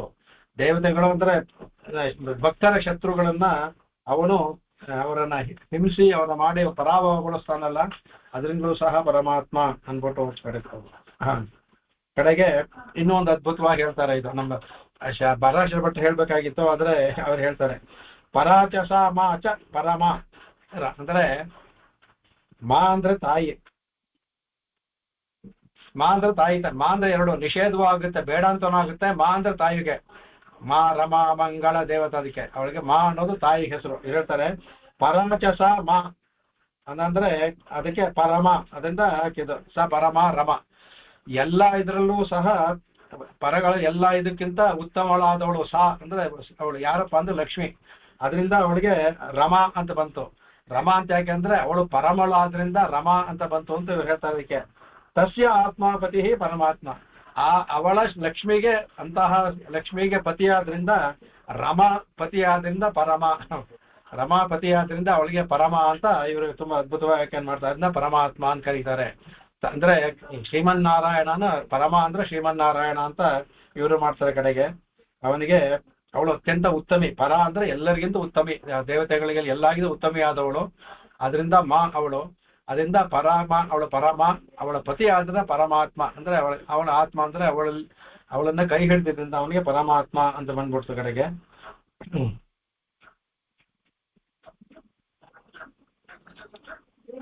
ಆಮೇಲೆ ಸ್ವೀತಯ ನಾದಾತೆ ಇತಿ ಆತ್ಮ ಪರಮಾಶ್ಚ ಅಸೌ ಆತ್ಮ ಚ ಪರಮಾತ್ಮ. ಕಡೆಗೆ ಅವನು ಸ್ವೀತಯ ಭೃತ್ಯಾನ್ ಅನಾದತ್ತೆ ಇತಿ ಆತ್ಮ ಅಂದ್ರೆ ಎಲ್ಲರನ್ನೂ ನಿಯಂತ್ರಣ ಮಾಡ್ತಾನೆ ಭಗವಂತ. ಅವನು ಎಲ್ಲರನ್ನೂ ಸಹ ನಿಯಂತ್ರಣ ಮಾಡುವವನು. ಅದರಿಂದ ನಿಯಂತ್ರಣ ಯಾರನ್ನೇ ಮಾಡ್ತಾನೆ? ಆತ್ಮ, ಎಲ್ಲಾ ಜೀವಾತ್ಮನೇ ಮಾಡ್ತಾನೆ. ಅಂತಹ ಜೀವಾತ್ಮಗಳಿಗಿಂತ ಪರಮ ಇವನು ಅತ್ಯುತ್ತಮ ಮೇಲಾದ್ರಿಂದ ಅವನಿಗೆ ಪರಮಾತ್ಮ ಅನ್ಬಂತು. ಅಂದ್ರೆ ಎಲ್ಲರೂ ಅವನಿಗೆ ದಾಸರಾದ್ರಿಂದ ಎಲ್ಲಾ ಜೀವಾತ್ಮರು ಭಗವಂತನ ದಾಸರು.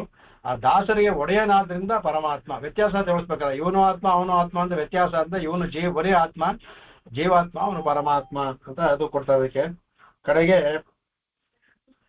ಅದನ್ನು ಹೇಳ್ತಾರೆ ಕಡೆಗೆ. ಅದಕ್ಕೆ ಇದನ್ನ ಹೇಳ್ತಾರೆ, ಹೇಗ್ ಬಂತು ಪದ ಅಂತ ಹೇಳ್ತಾರೆ. ತನು ವಿಸ್ತಾರೆ ಅಂದ್ಬಿಟ್ಟು ಧಾತು. ಆ ತನು ವಿಸ್ತಾರೆ ಅದಕ್ಕೆ ಮಾಂಗ್ ಅಂತ ಧಾತು ಎರಡಿದೆ. ಆ ಮಾಂಗ್ ಧಾತು ಹೊರದಿಂದ ಏನಿರುತ್ತೆ ಅವಾಗ ಕಡೆಗೆ ಅದರಿಂದ ಧಾತುಭ್ಯಾಮ್ ಆರ್ತ ಜ್ಞಾನಾದ್ವಾ ಆತ್ಮ. ಆರ್ತ ಅಂದ್ರೆ ಎಲ್ಲವನ್ನು ನುಂಗುವನು, ಜ್ಞಾನ ಆದ್ರಿಂದ ಅವನು ಆತ್ಮ ಆಗ್ತಾನೆ. ಅದರಿಂದ ಇವನು ಎಲ್ಲರಿಗಿಂತ ಹೆಚ್ಚಾದ್ರಿಂದ ಪರಮಾತ್ಮ. ಜ್ಞಾನಗಳಲ್ಲಿ ಎಲ್ಲದರಲ್ಲೂ ಪ್ರಳಯ ಕಾಲದಲ್ಲಿ ಎಲ್ಲವನ್ನೂ ನುಂಗ್ಬಿಡ್ತಾನೆ. ಜ್ಞಾನ ಅವನ ಸ್ವರೂಪ ಅದಕ್ಕೆ ಸತ್ಯಂ ಜ್ಞಾನಂ ಅನಂತಂ ಬ್ರಹ್ಮ ಅಂತ. ಅದರಿಂದಲೂ ಸಹ ಅವನು ಜ್ಞಾನ ಅಂತ ಹೇಳ್ತಾರೆ ಕಡೆಗೆ. ಆಮೇಲೆ ಅದನ್ನ ಹೇಳ್ತಾರೆ ಕಡೆಗೆ. ಇದರಲ್ಲಿ ಬ್ರಹ್ಮಸೂತ್ರದಲ್ಲಿ 1:14 ಬರುತ್ತೆ. ಗೌಣಶ್ಚೇತ್ ಆತ್ಮಶಬ್ದಾತ್ ಅಂತ ಬರುತ್ತೆ. ಅದಕ್ಕೆ ಅಂದ್ರೆ ಅದು ಗೌಣಶ್ಚೇತ್ ಆತ್ಮಶಬ್ದಾತ್. ಗೌಣ ಅಂದ್ರೆ ಇಲ್ಲಿ ಗುಣವನ್ನು ಉಳ್ಳದ್ದು ಗೌಣ ಅಂತ. ಅದರಿಂದ ಆತ್ಮಜೋಟ ಅಂತ ಹೇಳ್ತಾರೆ ಅದಕ್ಕೆ. ವಾಮನ ಪುರಾಣದಲ್ಲೂ ಹೇಳ್ತಾರೆ ಭಗವಂತ ಗುಣ ಪರಿಪೂರ್ಣ. ಅದರಿಂದ ಅವನು ಗುಣ ಪರಿಪೂರ್ಣ ಆದ್ರಿಂದಲೂ ಸಹ ಅವನು ಪರಮಾತ್ಮ. ಯೋ ಗುಣೈಃ ಸರ್ವತೋ ಹೀನಃ ಯಶ್ಚ ದೋಷ ವಿವರ್ಜಿತಃ ಹೇಯೋಪಾದೇಯ ಬೇಯರಹಿತಃ ಸಹ ಆತ್ಮೇತ್ಯಭಿಧೀಯತೆ. ಇದು ನಮ್ಮ ಸಿದ್ಧಾಂತಕ್ಕೆ ಅತ್ಯಂತ ಹೊಂದುವಂತಹ ಇದು ವಾಮನ ಪುರಾಣದಲ್ಲಿ ಬರುವಂತ ಯಹ ಗುಣೈಃ ಸರ್ವತೋ ಹೀನಃ ಅಂದ್ರೆ ಯಾವನು ಯಶ್ಚ ದೋಷ ವಿವರ್ಜಿತಃ, ಯಾರ ಗುಣ ಸರ್ವತು ಯಾವಾಗ್ಲೂ ಹೀನವಲ್ಲದ್ದು, ಮತ್ತೆ ಯಾರ ಇದು ದೋಷವರ್ಜಿತವಾಗಿದ್ದು, ಹೇಯ ಗುಣ ಇಲ್ಲ ಅವರಿಗೆ, ದೋಷವರ್ಜಿತವಾಗಿದ್ದೆ. ಆಮೇಲೆ ಹೇಯೋಪಾದೇಶ್ ಅದಕ್ಕೆ ಹೇಳ್ತಾರೆ. ಹೇಯ ಯಾವುದು ರಹಿತ, ಯಾವುದು ಅವನಿಗಿಲ್ಲ, ಅದು ಸಹ ಆತ್ಮೇತ್ಯಭಿಧೀಯತೆ. ಅದರಿಂದ ಅವನಿಗೆ ಆತ್ಮ ಅಂತ ಕರೀತಾರೆ ಅನ್ನುವುದು ಪರಮಾತ್ಮನಿಗೆ ಇದು ಕೊಡುವಂತಹ. ಅದಕ್ಕೆ ಅಂತ ಪರಮಶ್ಚ ಅಸೌ ಆತ್ಮ, ಈ ಆತ್ಮನಿಗೆ ಡಿಫರೆನ್ಸ್ ಕೊಟ್ಟು ಅಂತ ಆತ್ಮನಿಗೆ ಪರಮನಾದ್ರಿಂದ ಅವನು ಪರಮಾತ್ಮ ಅಂದ್ಬಿಟ್ಟು ಅದನ್ನು ಹೇಳ್ತಾರೆ ಕಡೆಗೆ. ಆಮೇಲೆ ಸಾಕು. ಆಮೇಲೆ 3-4 ಬ್ರಹ್ಮಸೂತ್ರ ಕೊಡ್ತಾರೆ, ಅದೆಲ್ಲ ನಿಮಗೆ ಬೇಡ ನಮಗೆ. ಆಮೇಲೆ ಇದರಲ್ಲಿ ಶ್ವೇತಾಶ್ವ ಉಪನಿಷತ್ತನ್ನ ಒಂದು ಕೋಟ್ ಮಾಡ್ತಾರೆ, ಅದನ್ನ ಮಾತ್ರ ತಿಳ್ಕೊಳ್ಳೋಣ. ಅದರಲ್ಲಿ ಆ ಶ್ವೇತಾಶ್ವ ಉಪನಿಷತ್ತಲ್ಲಿ ಹೇಳ್ತಾ ಇದಕ್ಕೆ ವಿಚಿತ್ರ ಶಕ್ತಿ ಪುರುಷ ಪುರಾಣ ನ ಚ ಅನ್ಯೇಷಾಂ ಶಕ್ತ್ಯ ತಾದೃಶಾ ಸ್ಯುಃ ಏಕೋ ವಚಿ ಸರ್ವಭೂತಾಂತರಾತ್ಮ ಸರ್ವಾನ್ ದೇವಾನ್ ಏಕ ಏವಾನುವಿಷ್ಟ ಅಂದ್ಬಿಟ್ಟು ಶ್ವೇತಾಶ್ವದಲ್ಲಿ ಬರುವಂತ ಹೇಳ್ತಾರೆ. ಅಂದ್ರೆ ವಿಚಿತ್ರ ಶಕ್ತಿ, ಅವನ ಭಗವಂತನ ಶಕ್ತಿ ಅದ್ಭುತ ವರ್ಣನಾತೀತ, ಅವನಿಗೆ ಶಕ್ತಿ ಇದ್ದು ಅಂತ ಹೇಳೋದಲ್ಲ. ಅನೇಕ ತರವಾದ ಶಕ್ತಿ. ವಿಚಿತ್ರ ಅಂದ್ರೆ ವಿಚಿತ್ರ ಅನೇಕ ರೂಪವಾದ ಅವನ ಶಕ್ತಿ. ಈ ತರ ಒಂದೇ ಇದಕ್ಕೆ ಸೀಮಿತವಾಗಿಲ್ಲ, ಎಲ್ಲಾ ತರ ಜ್ಞಾನದಲ್ಲೂ ಎಲ್ಲದಲ್ಲೂ ಶಕ್ತಿ ಇದೆ. ಅವನು ಪುರುಷ ಪುರಾಣ ಪುರುಷ. ಸ್ವಾಮಿ ಇದನ್ನೇ ವೇದದಲ್ಲಿ ತಗೋತಾರೆ, ಪುರಾಣ ಪುರುಷ ಅಂದ್ಬಿಟ್ಟು ಗೋದಾಸ್ತುತಿನಲ್ಲಿ. ಅವನು ಪುರಾಣ ಅಂದ್ರೆ ಅವನಿಗೆ ಯಾವಾಗ ಇದೆ ಅಂತ ಇಲ್ಲಿವರೆಗೂ ಹೇಳಿ ಯಾರಿಗೂ ತಿಳಿಯಕ್ಕೆ ಸಾಧ್ಯವೇ ಇಲ್ಲ. ಅದು ಪುರುಷ ಪುರಾಣ ಅವನು. ನಚ ಅನ್ಯೇಷಾಂ ಶಕ್ತ್ಯ ತಾದೃಶಾಸ್ಯು. ಈ ತರ ಇದು ಇನ್ಯಾರಿಗೂ ಈ ತರ ಶಕ್ತಿ ಇರೋದಕ್ಕಿಲ್ಲ. ತಾದೃಶ ಗುಣ ಶಕ್ತಿ ಅನ್ಯ ನಾಸ್ತಿ. ಅನ್ಯಾನ ಬೇರೆ ಯಾರಿಗೂ ಆ ತರ ಶಕ್ತಿ ಇಲ್ಲ. ಅದರಿಂದ ಏಕೋ ವಶಿ, ಎಲ್ಲರಿಗೂ ಒಬ್ಬನೇ ವಶಿ ಅಂದ್ರೆ ಈಶ. ಈ ವಶಿ ಅಂದ್ರೆ ಅವನು ಎಲ್ಲರಿಗೂ ಈಶ, ಒಡೆಯ ಅವನು. ಅದಕ್ಕೆ ಅವನು ನಾವೆಲ್ಲರೂ ಸಹ ಅವನಿಗೆ ದಾಸ್ಯರು. ಅವನು ಎಲ್ಲರಿಗೂ ಒಡೆಯ, ಅವನು ಏಕೋ ವಶಿ ಅವನು. ಅದರಿಂದ ಆಮೇಲೆ ಸರ್ವಭೂತಾಂತರಾತ್ಮ, ಎಲ್ಲ ಭೂತಗಳ ಅಂತರಾತ್ಮವಾಗೂ ಇದ್ದಾನೆ ಅವನು. ಸರ್ವಾನ್ ದೇವಾನ್ ಏಕಂ ಏವಾನುಶಿಷ್ಟ, ಸರ್ವ ಎಲ್ಲಾ ದೇವತೆಗಳಿಗೂ ಸಹ, ಮನುಷ್ಯರಷ್ಟೇ ಅಲ್ಲ, ಎಲ್ಲಾ ಭೂತರಾತ್ಮ, ಎಲ್ಲಾ ದೇವನು ಏಕ ಏವಾನುಶಿಷ್ಟ, ಎಲ್ಲಾ ದೇವತೆಗಳಲ್ಲೂ ಎಲ್ಲಾ ಭೂತಗಳಲ್ಲೂ ಸಹ ಅಂತರಾತ್ಮಿಯಾಗಿ ಇದ್ದು ಎಲ್ಲರೂ ನೋಡುತ್ತಾನೆ. ಅವನು ಶೇಷಿ, ಏಕಶೇಷಿ, ಯಾಕೆ ಬಾಕಿ ಎಲ್ಲರೂ ಶೇಷರು. ಅದರಿಂದ ಅವನಿಗೆ ಪರಮಾತ್ಮ ಅಂತ ವಿಶೇಷವಾಗಿ ಶ್ವೇತಾಶ್ವತದಿಂದ ಕೊಂಡೋದನ್ನ ಇದನ್ನ ಕೊಂಡಾಡ್ತಾರೆ, ಇದು ಹೇಗೆ ತೋರಿಸ್ತಾರೆ ಅದನ್ನ. ಆಮೇಲೆ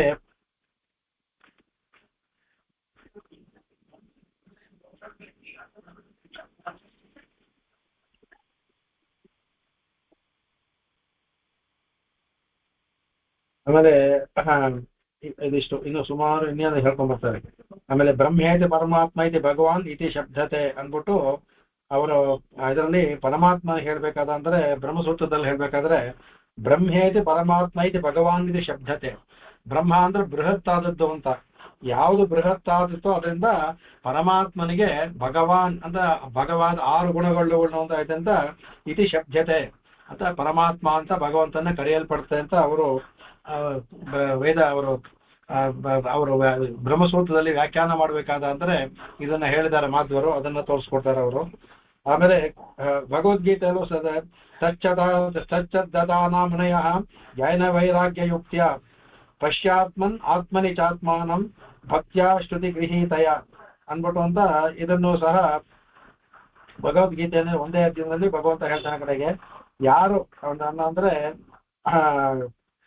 ಅವನಿಗೆ ಮುನಯ ಜ್ಞಾನ ವೈರಾಗ್ಯ ಮುಕ್ತ್ಯ, ಯಾರು ಶ್ರದ್ಧೆ ಮತ್ತೆ ಇದರಿಂದ ಮುನಿಗಳು ಜ್ಞಾನದಿಂದ ತಿಳ್ಕೊಳ್ತಾರೋ ಅವನಿಗೆ, ಪಶ್ಯಂತ್ ಆತ್ಮನಿ, ತಮ್ಮ ಆತ್ಮದಲ್ಲಿ ಯಾರನ್ನ ಕಂಡುಕೊಳ್ತಾರೋ, ಯಾರು ಜ್ಞಾನ ವೈರಾಗ್ಯ ಕಂಡುಕೊಳ್ಳೋ ಯಾರು ಮುನಯ, ಮುನಿಗಳು ಅಂದ್ರೆ ಯಾವಾಗಲೂ ಭಗವಂತನ ಧ್ಯಾನ ಮಾಡುವವರು, ಭಕ್ತರು ಅಂತ ಅವರು.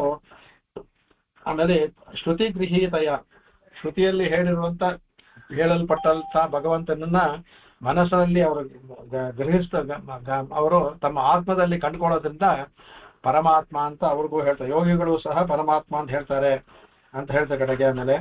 ಆಮೇಲೆ ಅವರ ತಾತ್ಪರ್ಯ ಚಂದ್ರಿಕೆ ಅವ್ರದ್ದೆಲ್ಲ ಹೇಳ್ಕೊಂಡ್ ಬರ್ತಾರೆ. ಅದು ನಾವು ಬೇರೆ ಹೇಳ್ಬೋದು, ಚೆನ್ನಾಗಿದೆ, ಬಟ್ ಟೈಮ್ ಆಗುತ್ತೆ ಇಲ್ಲ ಒಂದು ಸಹ.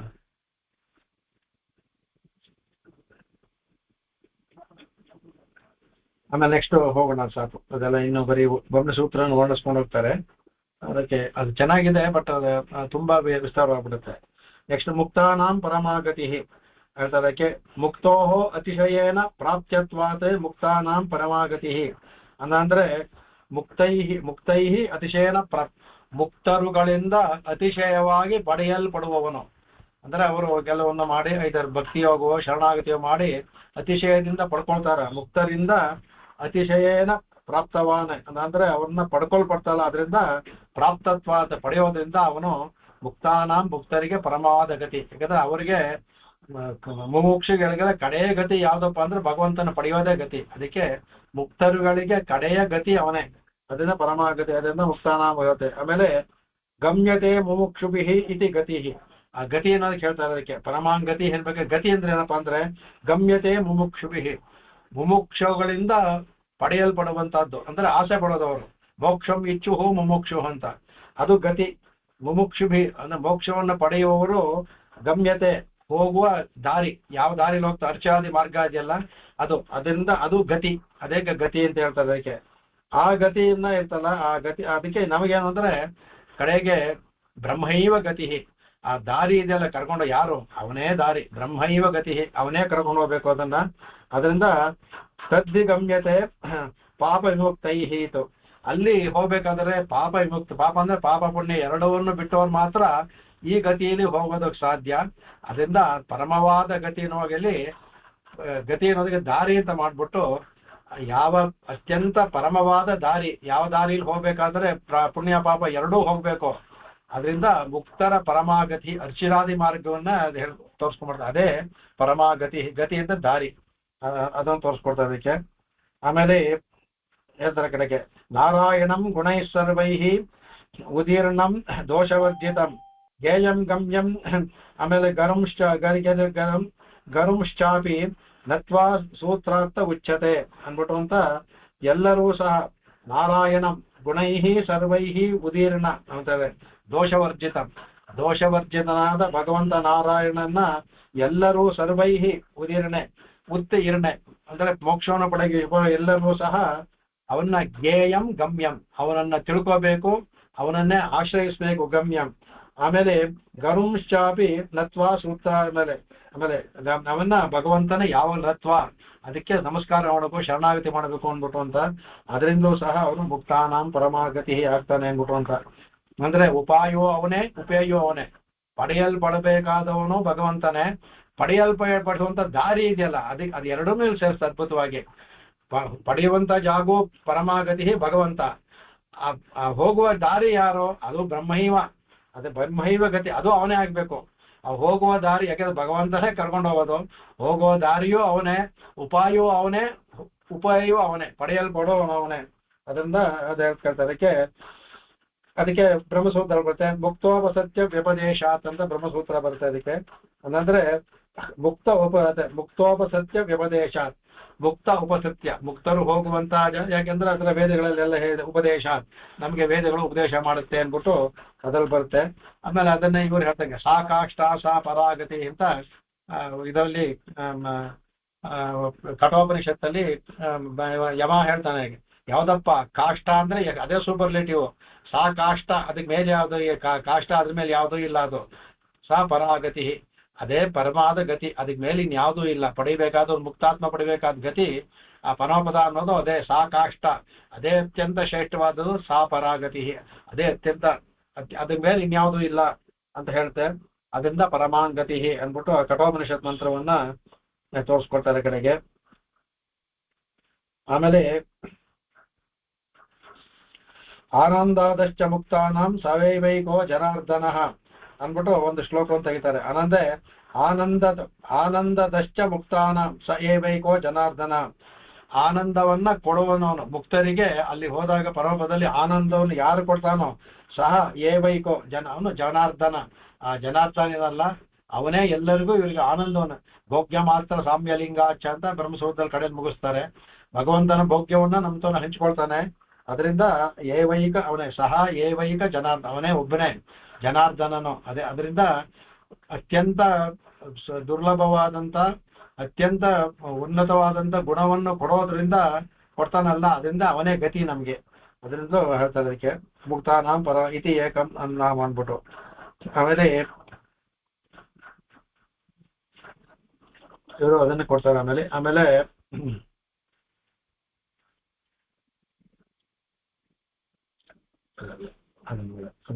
ಇದನ್ನ ಸುಮಾರು ಇದನ್ನ ಹೇಳ್ತಾರೆ ಕಡೆಗೆ.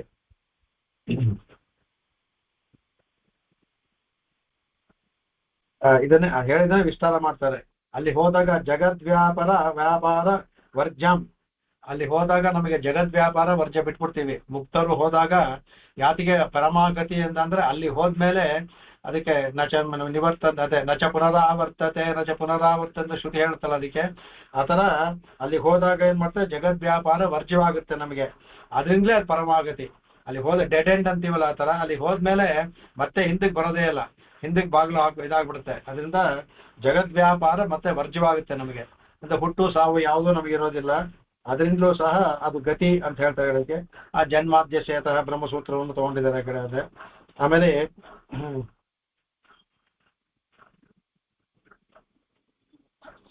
ಕಠೋಪನಿಷತ್ತಿನ ಯಾವುದೋ ಒಂದು ಮಂತ್ರವನ್ನು ಕೇಳಿ ಮಾಡ್ತಾರೆ. ಅದನ್ನ ಹಿಂದೆ ಹೇಳಿದ್ವಲ್ಲ, ಅದನ್ನ ಹೇಳ್ಕೊಂಡಿದ್ವಿ, ಅದನ್ನ ಬೇಡ.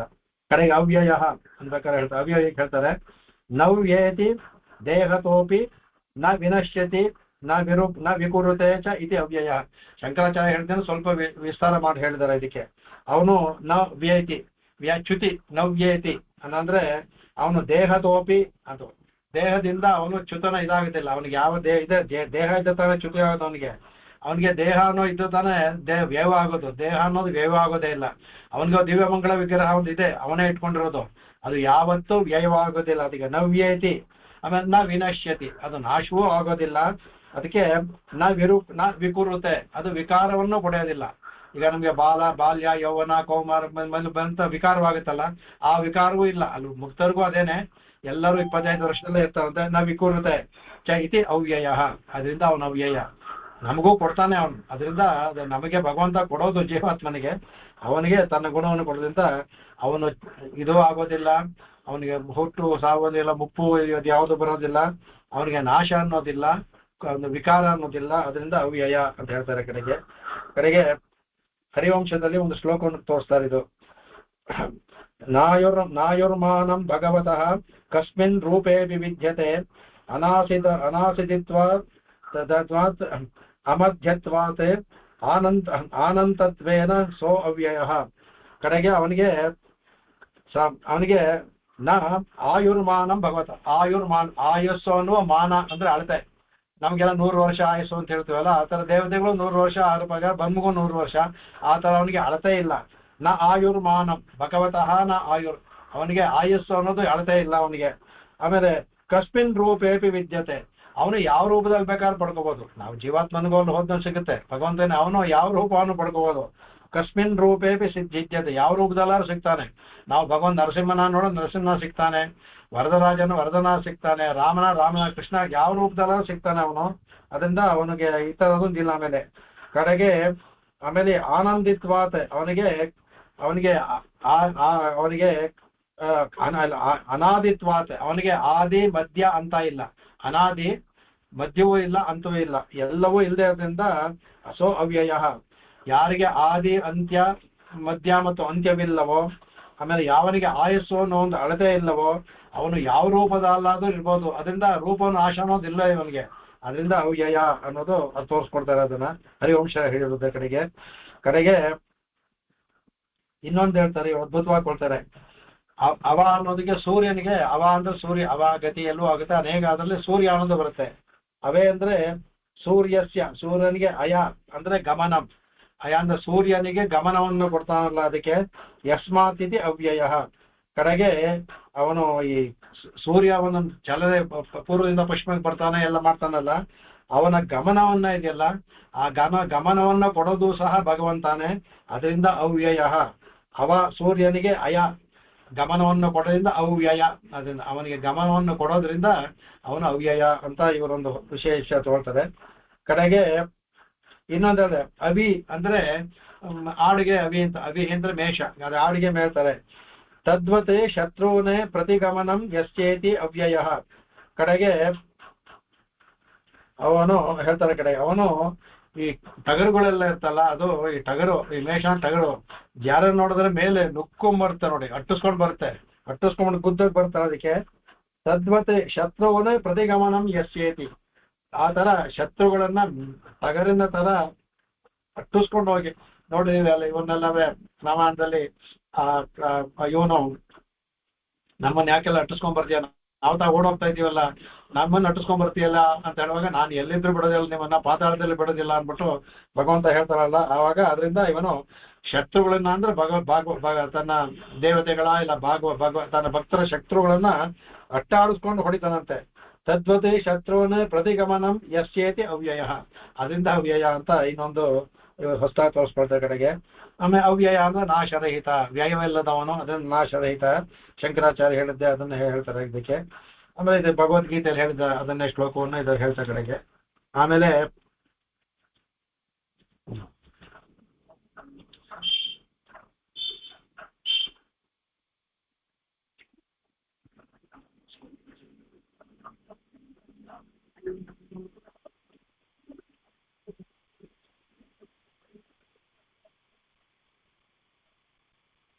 ಭಗವಂತನ ಗೀತೆಯಲ್ಲಿ ಕಾನೇ ಮಾತನ್ನು ಹೇಳಿದಾನೆ, ಅದನ್ನ ಚೆನ್ನಾಗಿ ಹೇಳ್ತಾರೆ.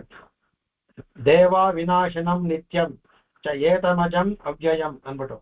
ಆಮೇಲೆ ವೇದ ವಿನಾಶನಂ ನಿತ್ಯಂ. ಕಡೆಗೆ ಯಾರು ಅವಿನಾಶಿಯೋ, ಯಾರು ಅವಿನಾಶಿಯೋ, ಯಾವಾಗ ನಾಶ ಇಲ್ಲೋ ಅದಕ್ಕೆ, ಯಾರು ನಿತ್ಯನೋ ಅದಕ್ಕೆ, ಏನಂ ಅಜಂ, ಯಾರು ಯಾರು ಹುಟ್ಟಿಲ್ಲವೋ ಅದರಿಂದ ಅವನು ಅವ್ಯಯ.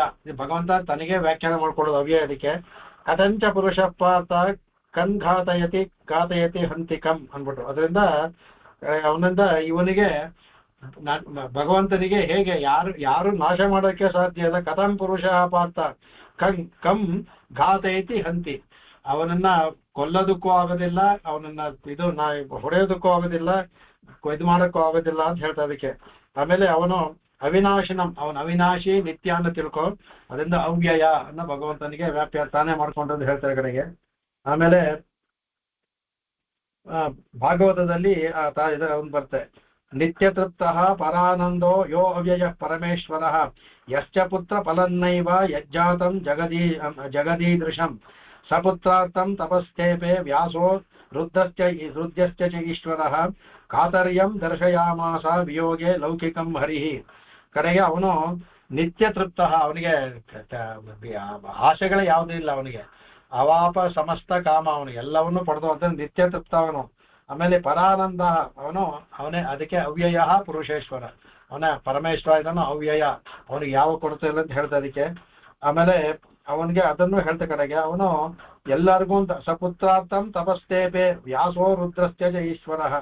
ಕಡೆಗೆ ಅವನನ್ನ ಭಗವಂತನ ಪಡಿಬೇಕಂತ ಅನೇಕರು ಎಲ್ಲರೂ ತಪಸ್ ಮಾಡಿದ್ದಾರೆ, ಅಂತವನ್ನ ತಾವು ಪಡಿಬೇಕು ಅಂತ. ಅದೇ ತರ ಪರಾಶರರಿಗೂ ಭಗವಂತನೇ ವೇದವ್ಯಾಸರಾಗಿ ಜನ್ಮವಾಗಿ ಬಂದ ಅವನಿಗೆ. ಅದರಿಂದ ಈ ಅವರು ಶುಕರು ಬರ್ತು ಎಲ್ಲವೂ ಸಹ ಒಂದು ನಾಟಕ ಇದ್ದಂಗೆ. ಅದರಿಂದ ಇವನು ಅದಕ್ಕೆ ಕಾತರ್ಯಂ ದರ್ಶಯಾಮಾಸ ವಿಯೋಗೆ ಲೌಕಿಕಂ ಹರಿಹಿ.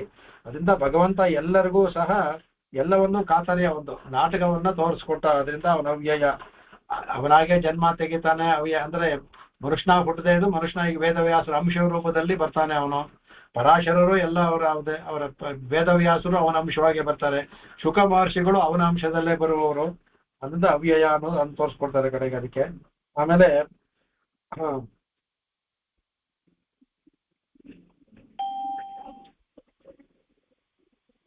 ಆಮೇಲೆ ಮಾಂಡೂಕ್ಯ ಉಪನಿಷತ್ತಿಗೆ ಅವರೊಂದು ಉಪನಿಷತ್ ಬರುವ ಒಂದು ಮಂತ್ರಕ್ಕೆ ಇವರು ಒಂದಕ್ಕೆ ವ್ಯಾಖ್ಯಾನ ಮಾಡಿದ್ದಾರೆ ಮಧ್ವರು. ಅದನ್ನ ಹೇಳ್ತಾನೆ, ಧ್ಯಾಯನ್ನೇ ನಾರಾಯಣಂ ದೇವಂ ಪ್ರಣವೇನ ಸಮಾಹಿತ. ಪ್ರಣವದಿಂದ ಕೂಡಿದಂತ ನಾರಾಯಣನೆಲ್ಲ ಅವನನ್ನ ಧ್ಯಾನಿಸಬೇಕು, ಧ್ಯಾಯನ್ನೇ ಅವನನ್ನ ಧ್ಯಾನಿಸಿ. ಆಮೇಲೆ ಮಂಡೂಕ ರೂಪಿ ವರುಣ ತುಷ್ಟಾವ ಹರಿಂ ಅವ್ಯಯಂ. ಅದರಿಂದ ಮಂಡೂಕರು, ಯಾಕಂದ್ರೆ ಕಪ್ಪೆ ಒಂದು ಒಟ್ಟಗೊಟ್ಟದ ನೀರು ಮಳೆ ಬರುತ್ತೆ ಅಂತ ಹೇಳ್ತಾರೆ, ಅದಕ್ಕೆ ಮಂಡೂಕ ರೂಪಿಯಾದ ವರುಣ, ಅದಕ್ಕೆ ಮಂಡೂಕೋಪನಿಷತ್ತಿದೆ, ಅದಕ್ಕೆ ಮಂಡೂಕ ರೂಪಿ ವರುಣ ತುಷ್ಟಾವ ಹರಿ ಅವ್ಯಯಂ. ಅದರಿಂದ ಅವನು ಬಹಳ ಸಂತೋಷ ಪಟ್ಟನಂತೆ, ಅವನಿಗೆ ಧ್ಯಾನ ಮಾಡ್ಬಿಟ್ಟು ಅವ್ಯಯನಾದ ಭಗವಂತನ ಧ್ಯಾನ ಮಾಡಿ ವರುಣ ಸಂತೋಷ ಪಟ್ಟ ಅಂತ ಹೇಳಿದೆ ಅಂದ್ಬಿಟ್ಟು ಅದು ಮಾಡ್ತಾ ಕಡೆಗೆ. ಆಮೇಲೆ ಪುರುಷ ಅನ್ನಕ್ಕೆ ಹೋಗೋಣ ಮುಂದಕ್ಕೆ. ಪುರುಷ ಅಂದ್ರೆ ಪೂರ್ಣ ಸದನಾಥ್ ಪುರುಷ, ಶಂಕರನ್ ಮಾಡಿದಾಗೆ ಎಲ್ಲ ಭೂಮಿಯನ್ನು ಬ್ರಹ್ಮಾಂಡವನ್ನು ವ್ಯಾಪಿಸಿಕೊಂಡಿರೋದ್ರಿಂದ ಪೂರ್ಣಾತ್ ಪುರುಷ ಅಂದ್ಬಿಟ್ಟು ಅದನ್ನು ಹೇಳ್ತಾರೆ ಕಡೆಗೆ. ಅದನ್ನ ಪೂರ್ಣ ಸದನಾಥ್ ಸಯೇವ ತತ್ವಸ್ಮಿ ಪುರುಷೋತ್ತಮ ಅಂತ ಇದರಲ್ಲಿ ಶಾಂತಿ ಪರ್ವದಲ್ಲಿ ಹೇಳಿದ್ದನ್ನು ಇವರು ಅದನ್ನು ಕೊಡ್ತಾರೆ ಕಡೆಗೆ. ಆಮೇಲೆ ರೂಪಾವಗಮಾತ್ ಪುರುಷ ಅಂದ್ಬಿಟ್ಟು, ಸ್ವಸ್ವರೂಪ ಅವಗಮಾತ್ ಪುರುಷ, ಅವನು ಎಲ್ಲವೂ ಸಹ ಎಲ್ಲವೂ ಅವನಿಗೆ ಸ್ವರೂಪವಾಗಿ, ಎಲ್ಲಾ ಗುಣಗಳು ಸ್ವರೂಪವಾಗಿ ಇರೋದು. ಅವಗಮಾತ್ ಎಲ್ಲವೂ ಸಹ ಅವನಿಗೆ ಪ್ರತಿಯೊಂದು ಅವನಿಗೆ ಸ್ವರೂಪದಲ್ಲೇ ಇರುವಂತ, ಅದರಿಂದ ಪುರುಷ. ಅವನಿಗಾಗಿ ಯಾವುದು ಮೇಲಿಂದ ಹಾಕೊಳ್ಳೋದು ಬಂದಿದ್ದಿಲ್ಲ, ಎಲ್ಲವೂ ಅವನಿಗೆ ತಾನಾಗಿ ಇರುವಂತ, ಸ್ವಾಭಾವಿಕವಾಗಿ ಇರುವುದಂತ, ಅದರಿಂದ ಹೇಳ್ತಾರೆ ಕಡೆಗೆ. ಆಮೇಲೆ ಹೇಳ್ತಾರೆ ಪುರು ಅಂದ್ರೆ ಬ್ರಹ್ಮಗುಣಾಧಿಕತ್ಯಾತೆ, ಅಂದ್ರೆ ಪುರು ಅನ್ನೋದಕ್ಕೆ ಅದು ಬ್ರಹ್ಮಗುಣ ಅಧಿಕತ್ಯ ಇರೋದ್ರಿಂದ ತಜ್ಞಾನಾತೆ ಪುರುಷ ಸ್ಮೃತಃ. ತಜ್ಞಾನಾತೆ ಭಗವಂತನ ಗುಣ ಅತ್ಯಂತವಾದದ್ದು, ಆ ಗುಣದ ಎಲ್ಲೇನ ತಿಳ್ಕೊಂಡಿದ್ದಾನು. ತಜ್ಞಾನಾತೆ ಅವನಿಗೆ ಪುರುಷ, ಪುರು ಅನ್ನೋದಕ್ಕೆ ತಿಳ್ಕೊಂಡಿದ್ದಾನೆ ಅಂತ ಗುಣವನ್ನ ಹಾಕಿ ಅದನ್ನ ವ್ಯಾಖ್ಯಾನ ಮಾಡಿದ ಕಡೆಗೆ. ಆಮೇಲೆ ಪುರೀಶಯತೆ ಅದನ್ನು ಮಾಡಿದ್ದಾರೆ. ಆಮೇಲೆ ಪೂರ್ಣತ್ವಾತೆ ಪೂರ್ಣವಾಗಿದಂದು ಹೇಳ್ತಾರೆ. ಆಮೇಲೆ ಪೂರ್ವಂ ಅವಸ್ಥಾನಾತೆ ಸರ್ವಪಾದಾಹಕತ್ವಾತೆ ಚ ಪುರುಷ. ಆಮೇಲೆ ಪೂರ್ವಂ ಅವಸ್ಥಾನಾತೆ ಅವನು ಎಲ್ಲಾ ಕಡೆ ಅವನು ಮೊದಲಿಂದ ಎಲ್ಲಾ ಕಡೆ ಇರುವನು. ಸರ್ವ ಪಾಪ ದಾಹಕತ್ವಾತೆ ಎಲ್ಲಾ ಪಾಪವನ್ನು ದಹನ ಮಾಡೋದ್ರಿಂದಲೂ ಸಹ ಅವನು ಪುರುಷ, ಅದರಿಂದ ಅವನು ಪುರುಷ ಅಂತ ಕರೀತಾರೆ ಅಂದ್ಬಿಟ್ಟು ಹೇಳ್ತಾರೆ. ಇದು ಅನೇಕ ಅದಕ್ಕೆ ಬೇಕಾದಂಥ ಪುರೀಶೇತ ಅದಕ್ಕೆಲ್ಲ ಕೊಡ್ತಾರೆ. ಅದೆಲ್ಲ ನಾವು ಸುಮಾರು ಬೇರೆ ಕಡೆ ಹೇಳ್ಕೊಂಡಿದೀವಿ, ಅದು ಬೇಡ ಅದಕ್ಕೆ. ಆಮೇಲೆ ಆಮೇಲೆ ಪುರು ಅಂದ್ರೆ ಬೃಹತ್ ದೈತ್ಯ ನಾಶಕತ್ವಾದ ಬೃಹತ್ ದೈತ್ಯರನ್ನ ನಾಶ ಮಾಡೋದ್ರಿಂದಲೂ ಅವನಿಗೆ ಪುರುಷ ಅಂತ ಬಂತು ಅಂದ್ಬಿಟ್ಟು ಹೇಳ್ತ ಕಡೆಗೆ. ಆಮೇಲೆ ಇನ್ನೊಂದು ಕೊಡ್ತಾರೆ, ಪುರು ಅಂದ್ರೆ ಪೂರ್ಣಂ ಮೋಕ್ಷಾಖ್ಯಂ ಫಲಂ ಸನೋತಿ ದದಾತಿ ಪುರುಷಾದೆ. ಆತ್ಯಂತಿಕವಾದ ಫಲ ಮೋಕ್ಷ. ಅದರಿಂದ ಪುರು ಅಂದ್ರೆ ಪೂರ್ಣಂ ಮೋಕ್ಷಾಖ್ಯಂ, ಪೂರ್ಣವಾದ ಫಲ ಅನ್ನೋದು ಮೋಕ್ಷ ಒಂದೇ. ಅದನ್ನ ಸನೋತಿ ದದಾತಿ, ಅದರಿಂದ ಇದನ್ನೇ ಅವರು ಪುರು ಸನೋತಿ ಪುರುಷ ಅಂತ ಶಂಕರರು ಮಾಡಿದ್ದಾರೆ, ಪರಾಶರ ಭಟ್ರು ಮಾಡಿದ್ರೆ ಅದನ್ನು ಮಾಡಿದ್ದಾರೆ. ಇದು 3 ಜನ ಇದನ್ನ ಹೇಳಿದ್ದಾರೆ. ಅದರಿಂದ ಪುರುಷ ಅಂದ್ಬಿಟ್ಟು ಹೇಳ್ತಾರೆ ಅದಕ್ಕೆ.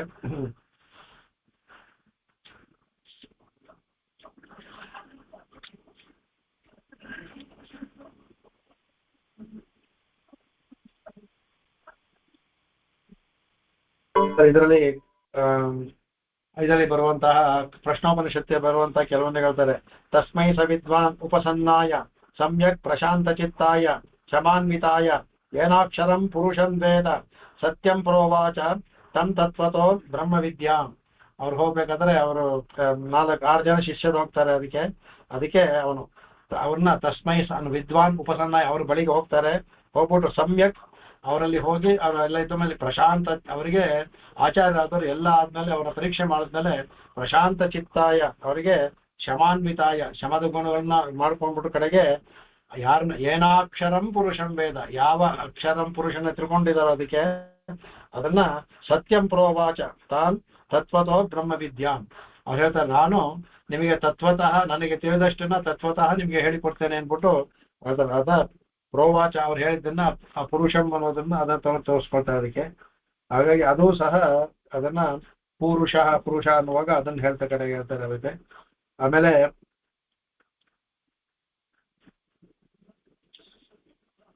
ಆಮೇಲೆ ಐಶ್ವರ್ಯಶ್ಚ ಸಮಗ್ರಶ್ಚ ವೀರ್ಯಶ್ಚ ಯಶಸ್ಶ್ರಿಯ ಜ್ಞಾನ ವಿಜ್ಞಾನ ಯೋಶ್ಚೈವ ಷಣ್ಣಾಂ ಭಗ ಇತೀರಿಣಾಹ.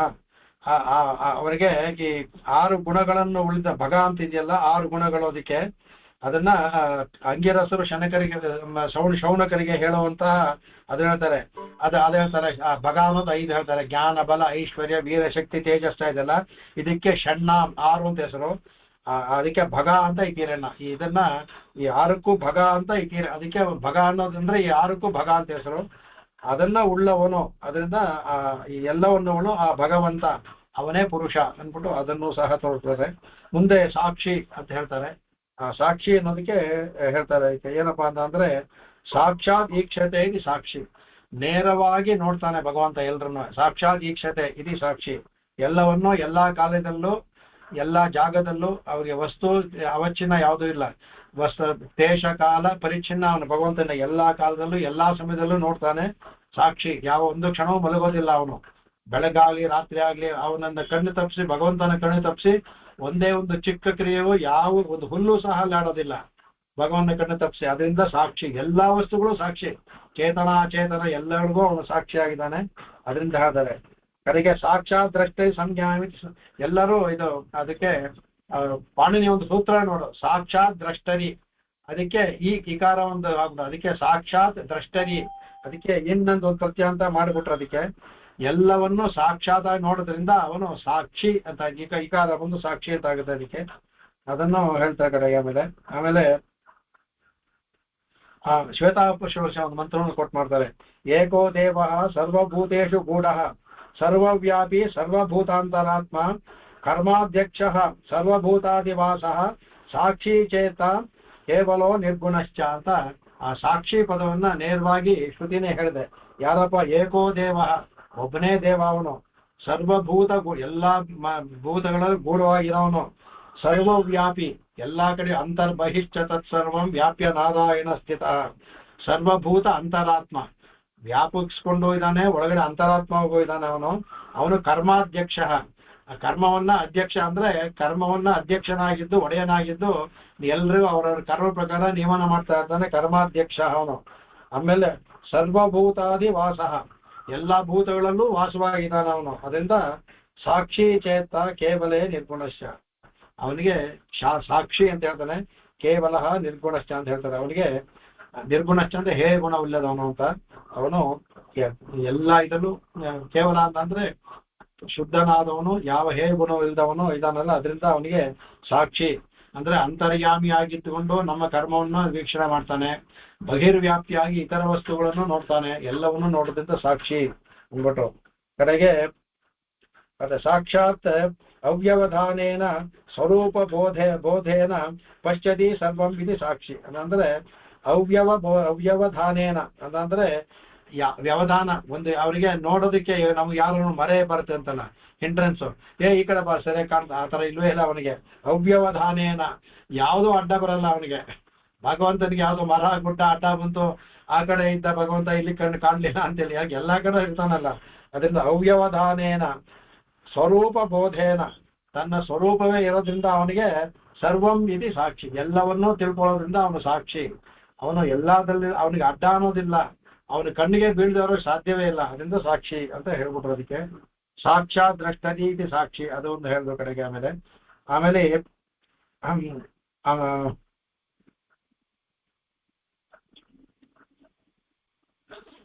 ಆದಿತ್ಯ ಪುರಾಣದಲ್ಲಿ ಒಂದು ಹೋಗ್ತಾರೆ, ಚರಾಚರ ಗುರುರ್ ದೇವ ಸರ್ವಸಾಕ್ಷಿ ಮಹೇಶ್ವರ.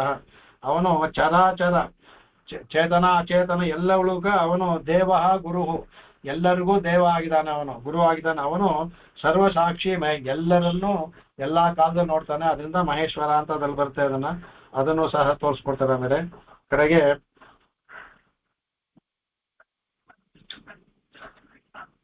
ಅದೇ ತರ ಆದಿತ್ಯ ಇನ್ನೊಂದ್ರಲ್ಲಿ ಸರ್ವದಾರ ಸರ್ವಸಾಕ್ಷಿ, ಆಮೇಲೆ ಸರ್ವಾಪೇಕ್ಷೋತಿ ಸುಂದರ, ಸರ್ವೋತ್ತಮಶ್ಚ ಸರ್ವಜ್ಞ, ಸರ್ವಸ್ವಾಮಿ ಚ ಸರ್ವದಾ. ಸಾಕ್ಷಿ ಅನ್ನೋದಕ್ಕೆ ಹೇಳ್ತಾರೆ ಸರ್ವ ಪದವನ್ನು ಅದ್ಭುತವಾಗಿ. ಇದು ಸಹ ಆದಿತ್ಯ ಪುರಾಣದಲ್ಲೇ ಸರ್ವಾಧಾರ, ಎಲ್ಲಕ್ಕೂ ಆಧಾರನಾಗಿದ್ದಾನೆ. ಅದಕ್ಕೆ ಯಾಕಂದ್ರೆ ಆ ಸರ್ವಸಾಕ್ಷಿ ಕಡೆ ಬರೋಣ.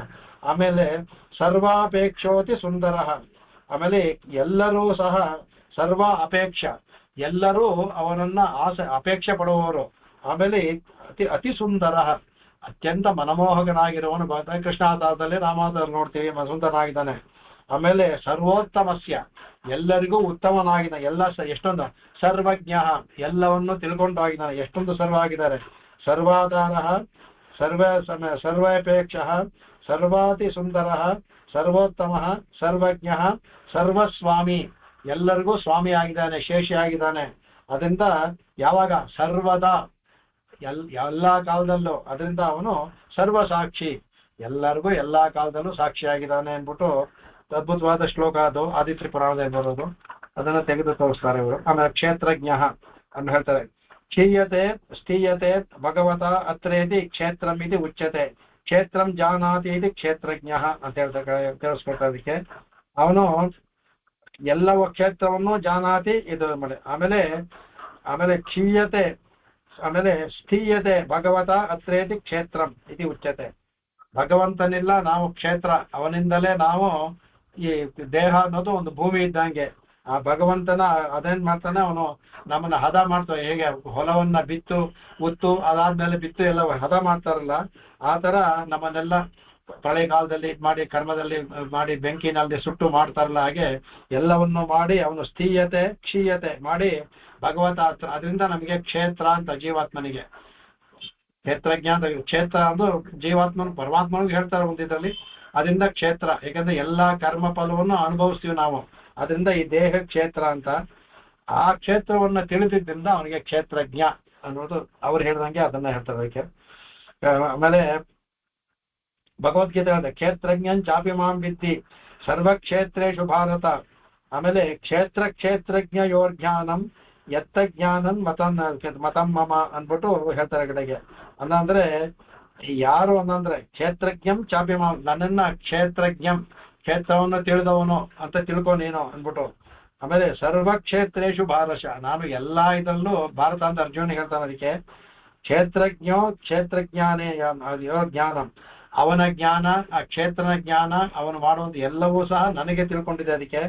ಆಮೇಲೆ ಎತ್ತ ಜ್ಞಾನಂ ಮತಂ ಮಮ, ಎಲ್ಲವೂ ನನಗೆ ತಿಳಿದಿದೆ, ಮತ್ತೆ ತಿಳಿದ್ರಿಂದ ಅದನ್ನ ನಾನು ಕ್ಷೇತ್ರಜ್ಞಾನ ಭಗವಂತನೇ ಹೇಳಿದ್ದನ್ನ ಅದನ್ನ ಹೇಳ್ತಾರೆ. ಆಮೇಲೆ ನಾರಾಯಣ ಶ್ರುತಿ ಅಂತ ಒಂದು ತೋರಿಸ್ತಾ ಅದಕ್ಕೆ. ಪಶ್ಯನ್ನೇವ ಚ ಜಾನಾತಿ ಯತ್ಕ್ಷೇತ್ರಜ್ಞೋ ಹರಿಸ್ತತಃ ಅಂತ ಅದಕ್ಕೆ. ಪಶ್ಯನ್ಯೇವ ಚ ಬರೀ ನೋಡೋದಲ್ಲ, ಜಾನಾತಿ ನೋಡಿ ಇನ್ನು ನೋಡೋದು ಎಲ್ಲ ವಸ್ತು ತಿಳಿದೇ ಇರ್ಬೋದು ನಮಗೆ, ನೋಡ್ತಾನೆ ತಿಳ್ಕೊಳ್ತಾನೆ ಎಲ್ಲ ವಸ್ತು ಅವ್ರಿಗೆ ತಿಳಿದೇ ಇರೋ ವಸ್ತುವೇ ದೇವರ ಮೇಲೆ. ಅದರಿಂದ ಜಾನಾತಿ ಯತ್ ಕ್ಷೇತ್ರಜ್ಞೋ ಹರಿಸ್ತತಃ, ಹರಿ ಅದರಿಂದ ಕ್ಷೇತ್ರಜ್ಞ, ಎಲ್ಲವನ್ನು ತಿಳ್ಕೊಳ್ಳೋದ್ರಿಂದ ಕ್ಷೇತ್ರಜ್ಞ ಅಂತ ಹೇಳ್ತಾರೆ, ಅದನ್ನು ಹೇಳ್ತಾರೆ. ಆಮೇಲೆ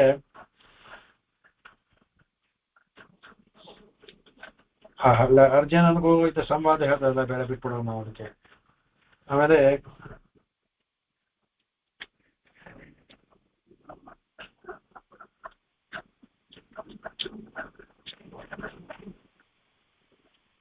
ಆಮೇಲೆ ಅಕ್ಷರ ಇವತ್ತು ಮುಗಿಸ್ಬಿಡೋಣ. ಇವತ್ತು ಸ್ವಲ್ಪ ಇದೆ, ಅಕ್ಷರ ಆಯ್ತು ಅಂದ್ರೆ ಮುಂದೆ ಕೊಡೋಗ್ತದೆ. ಅಕ್ಷರ ಹೇಳ್ತಾರೆ. ಅಕ್ಷರ ಆದ್ಮೇಲೆ ನಕ್ಷರತಿ ನವಿನಶ್ಯತಿ ಇದೆ ಅಕ್ಷರ. ಅವ್ರು ಹೇಳ್ದಂಗೆ ಅದಕ್ಕೆ ಕ್ಷರವೂ ಇಲ್ಲ, ಹಾಳಾಗೋದು ಇಲ್ಲ, ಮತ್ತೆ ಅದು ವಿನಾಶವೂ ಇಲ್ಲ, ಉತ್ಪತ್ತಿಯೂ ಇಲ್ಲ, ವಿನಾಶವೂ ಇಲ್ಲ. ಅದರಿಂದ ಅಕ್ಷರ ವಿನಾಶವೂ ಇದ್ದಿರ್ತಾನೆ, ವಿಶ್ವದ ಅದು ಇಲ್ಲ ಅದರಿಂದ ಅದಕ್ಕೆ. ಆಮೇಲೆ ಅಶ್ನುತೆ ಅಂದ್ರೆ ವ್ಯಾಪ್ನೋತಿ, ಅಕ್ಷರನ್ನಕ್ಷರಂ ವಿದ್ಯಾತೆ ಅಶನವತರ್ವ ಸರ್ವೋತ್ಕ್ಷರಂ ಅಂದ್ಬಿಟ್ಟು ಆ ಕಾತ್ಯಾಯನ ವಚನ ಹೇಳ್ತಾರೆ ಅದಕ್ಕೆ. ಅವನು ಅಶ್ನುತೆ ಅಂದ್ರೆ ವ್ಯಾಪ್ನೋತಿ, ಅಕ್ಷರ ಅನ್ನೋದಕ್ಕೆ ಆ ಇಂದ ಅಶ್ನುತೆ ಅಂದ್ರೆ ಎಲ್ಲವನ್ನೂ ವ್ಯಾಪಿಸಿಕೊಂಡಿದ್ದಾನೆ ಅವನು. ಅಕ್ಷರನ್ನಕ್ಷರಂ ವಿದ್ಯಾತೆ, ಈ ಅಕ್ಷರ ಅಂದ್ರೆ ನಕ್ಷರಂ ವಿದ್ಯಾತೆ, ಇವನು ನಾಶವಾಗುವುದಿಲ್ಲ ಅಂತ ತಿಳ್ಕೊಂಡು ಅಶನೋತೇರ್ವ ಸರ್ವ ಅಕ್ಷರಂ, ಯಾರು ತಿಂದ ಅದರಿಂದ ಅವನು ಅಕ್ಷರ. ಅವನು ಭಗವಂತ ಯಾವ ಒಂದು ಇಲ್ಲ, ಇದನ್ನ ವ್ಯಾಪಕಗೊಂಡಿದ್ದಾನೆ, ಯಾವ ಕ್ಷರವೂ ಇಲ್ಲ ಅವನಿಗೆ ಅಂತ ನಾಶವಾಗೋದಿಲ್ಲ, ಅದರಿಂದ ಅವನು ಅಕ್ಷರ ಅಂತ ಕಾತ್ಯಾಯನ ಒಂದು ವಚನ ತೋರಿಸ್ಕೊಡ್ತಾರೆ. ಆಮೇಲೆ ಅಕ್ಷಿಷು ಇತ್ಯಾದಿ ಇಂದ್ರಿಯೇಶು ರಮತೆ ಇತಿ ಅಕ್ಷರ. ಅಕ್ಷಿಷು ಅಂದ್ರೆ ಇಂದ್ರಿಯಕ್ಕೆ ಅಕ್ಷಿ ಅನ್ನೋದು ಕಣ್ಣು ಅಲ್ವಾ. ಅಕ್ಷಿಷು ಅಂದ್ರೆ ಕಣ್ಣು ಒಂದು ಉಪಲಕ್ಷಣ, ಕಣ್ಣು ಮುಂತಾದವು ಅಂತ. ಕಣ್ಣು ಇತಿ ಅಂದ್ರೆ ಇಂದ್ರಿಯಗಳಲ್ಲಿ, ರಮತೆ ಇತಿ ಅಕ್ಷರ. ಅವನು ನಮ್ಮ ಜೀವಾತ್ಮನ ಮೂಲಕ ಎಲ್ಲ, ಕಣ್ಣಲ್ಲೂ ಸೂರ್ಯ ಇದೆ ಅಂತೀವಿ, ಆದಿತ್ಯ ಇದೆ ಅಂತೀವಿ, ಎಲ್ಲಾ ಇಂದ್ರಿಯಗಳಲ್ಲೂ ಒಳಗಡೆ ಇದ್ದು ಭಗವಂತ ರಮತೆ ಅಂದ್ರೆ ಅವನು ಅದನ್ನ ಆನಂದ ಪಡ್ತಾನೆ, ಅದರಿಂದ ಅವನು ಅಕ್ಷರ. ಅವನು ಎಲ್ಲವನ್ನೂ ಸಹ ಕಣ್ಣುಗಳ ಮೂಲಕ ಇದು ಮಾಡ್ತಾನೆ, ಅದನ್ನ ಇಂದ್ರಿಯಗಳನ್ನು ತನ್ನ ನಿಯಂತ್ರಣ ಇಟ್ಕೊಂಡಿದ್ದಾನೆ, ಅದರಿಂದ ಅಕ್ಷರ ಅಂತ ಹೇಳ್ಬೋದು. ಕಡೆಗೆ ಅದನ್ನ ತೋರಿಸ್ತಾರೆ. ಕ್ಷಿ ಅಂದ್ರೆ ಕ್ಷಯ ಧಾತುಗೆ, ಕ್ಷಿ ಕ್ಷಯ ಅನ್ನೋದಾದ್ರಿಂದ ಕ್ಷ ಬರೋದು, ಕ್ಷಯ ಅದರಿಂದ ಕ್ಷಮ್ ಅಂದ್ರೆ ನಾಶ, ಆ ಕ್ಷ ಅನ್ನೋದು ಬರುತ್ತಲ್ಲ ಅದರಿಂದ ಕ್ಷರ ಅನ್ನೋದು ಅದು ಬರ್ತದೆ ಅದಕ್ಕೆ. ನ ವಿದ್ಯತೆ ಕ್ಷಮ್ ಯಶ್ಚ ತದಕ್ಷಮ್ ಅದ ಅಂತಾರೆ. ಇದನ್ನ ಹೊಂದೇ ಇದ್ದವರು ಈ ನಾಶವನ್ನು ನ ವಿದ್ಯತೆ ಹೊಂದದೇ ಇರೋದ್ರಿಂದ ಅವನು ತದಕ್ಷಮ್ ವೈಕುಂಠಾದಿ ತದ್ರಾತಿ ದದಾತಿ ಇತಿ ಅಕ್ಷರ. ಅದರಿಂದ ಅವನು ನಾಶವಿಲ್ಲದವನು. ಅಷ್ಟೇ ಅಲ್ಲ, ವೈಕುಂಠದ ಮುಂತಾದ ಸ್ಥಳಗಳನ್ನ ದದಾತಿ ಕೊಡುವವನು, ಅದರಿಂದ ಅವನು ಅಕ್ಷರ. ಅಕ್ಷರ ಅಂದ್ರೆ ಮೋಕ್ಷವನ್ನು ಕೊಡ್ತಾನೆ ಅನ್ನೋದಕ್ಕೆ ಕ್ಷಯವಿಲ್ಲದೆ ಇದ್ದವನು, ಕ್ಷಯವಿಲ್ಲದ ಸ್ಥಾನವನ್ನು ಕೊಡುವವನು, ಅದರಿಂದ ಅಕ್ಷರ ಅನ್ಕೊಂತ ಹೇಳ್ಬೋದು ಅದಕ್ಕೆ. ವೈಕುಂಠೆ ರಮತೆ ಐತಿ ಅಕ್ಷರ, ವೈಕುಂಠದಲ್ಲಿ ರಮಿಸೋದ್ರಿಂದ ಅದರಿಂದ ಅಕ್ಷರ ಅಂತ ಹೇಳ್ತಾರೆ ಕಡೆಗೆ. ಆಮೇಲೆ ಅದನ್ನ ಬ್ರಹ್ಮಸೂತ್ರ ಅಕ್ಷರಂ ಅಂಬರಾಂತರ್ದತೆಹೇ ಅನ್ಬಿಟ್ಟು ಅಂತ ಹೇಳ್ತಾನೆ. ಯಾರು ಅಂಬರಾಂತಂದತೆ, ಅಂಬರವನ್ನು ಅಂದ್ರೆ ಆಕಾಶವನ್ನ ಭೂಮಿ ಎಲ್ಲವನ್ನು ಯಾರು ಧರಿಸ್ಕೊಂಡಿದ್ದಾನೋ ಅದರಿಂದ ಅಕ್ಷರ ಅನ್ಬಿಟ್ಟು, ಈ ಲೋಕವನ್ನು ಎಲ್ಲವನ್ನು ಧರಿಸ್ಕೊಂಡಿರೋದ್ರಿಂದ ಅಕ್ಷರ ಅಂತ ಅದನ್ನು ತೋರಿಸ್ಕೊಡ್ತಾರೆ ಅವರು. ಆಮೇಲೆ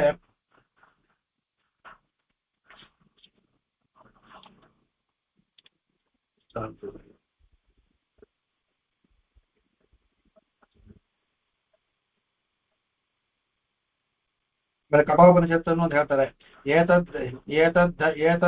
ಏತದ್ದೇವ ಅಕ್ಷರಂ ಬ್ರಹ್ಮ ಏತದೇವ ಅಕ್ಷರಂ ಪರಂ ಏತದೇವ ಅಕ್ಷರಂ ಜ್ಞಾತ್ವಾ ಯೋ ಯದಿಚ್ಛತಿ ತಸ್ಯಯತೆ ಅಂದ್ಬಿಟ್ಟು ಹೇಳ್ತಾರೆ ಕಡೆ. ಅವನು ಯಾರು ಇದನ್ನ ತಿಳ್ಕೊಳ್ತಾರೋ, ಈ ಅಕ್ಷರನ ತಿಳ್ಕೊಳ್ತಾರೋ ಅವನು ಏನು ಪಡೆದ್ರು ಕೇಳಿದ್ರು ಸಿಗುತ್ತೆ ಅನ್ನೋದು ಹೇಳ್ತೆ. ಏತದ್ದೇವ ಅಕ್ಷರಂ ಬ್ರಹ್ಮ, ಅವನು ಈ ಅಕ್ಷರ ಅಂತ ತಿಳ್ಕೊಂಡವನು. ಏತತ್ಯೇವ ಅಕ್ಷರಂ ಪರಂ, ಯಾವನು ಇವನು ಎಲ್ಲಕ್ಕಿಂತ ಪರವನಾದವನು ಅಕ್ಷರ ಅಂತವನು. ಏತದೇವ ಅಕ್ಷರಂ ಜ್ಞಾತ್ಮ, ಅವನೇ ಎಲ್ಲಕ್ಕಿಂತ ಅಕ್ಷರ ಅಂತ ತಿಳ್ಕೊಂಡವನಾದರೆ ಅವನು ಏನು ಮೋಕ್ಷವನ್ನು ಏನು ಕೇಳಿದ್ರು ಸಿಗುತ್ತೆ ಅಂದ್ಬಿಟ್ಟು ಕಠೋಪನಿಷತ್ತು ಹೇಳ್ತಾ ಅದಕ್ಕೆ ಅಕ್ಷರಂ ಅಂದ್ರೆ ಅವಿನಾಶಿ ವಿಷ್ಣು ಅಂತ. ಅಕ್ಷರ ಅಂತ ಕಡೆ ಮಾಡಿದೆ. ಯಾರು ಅವಿನಾಶಿಯೋ ಅವನೇ ವಿಷ್ಣು, ಅವನೇ ಅಕ್ಷರ ಅಂತ ಅದು ಮಾಡ್ತಾರೆ ಕಡೆಗೆ. ಆಮೇಲೆ ಇಲ್ಲಿ ಮುಗೀತು. ಇಲ್ಲಿಗೆ ಅಕ್ಷರ ಅನ್ನೋ ಮುಗೀತು. ಇಲ್ಲಿಗೆ ಆ ಒಂದು ಇದು ಸಹ ಮುಗೀತು.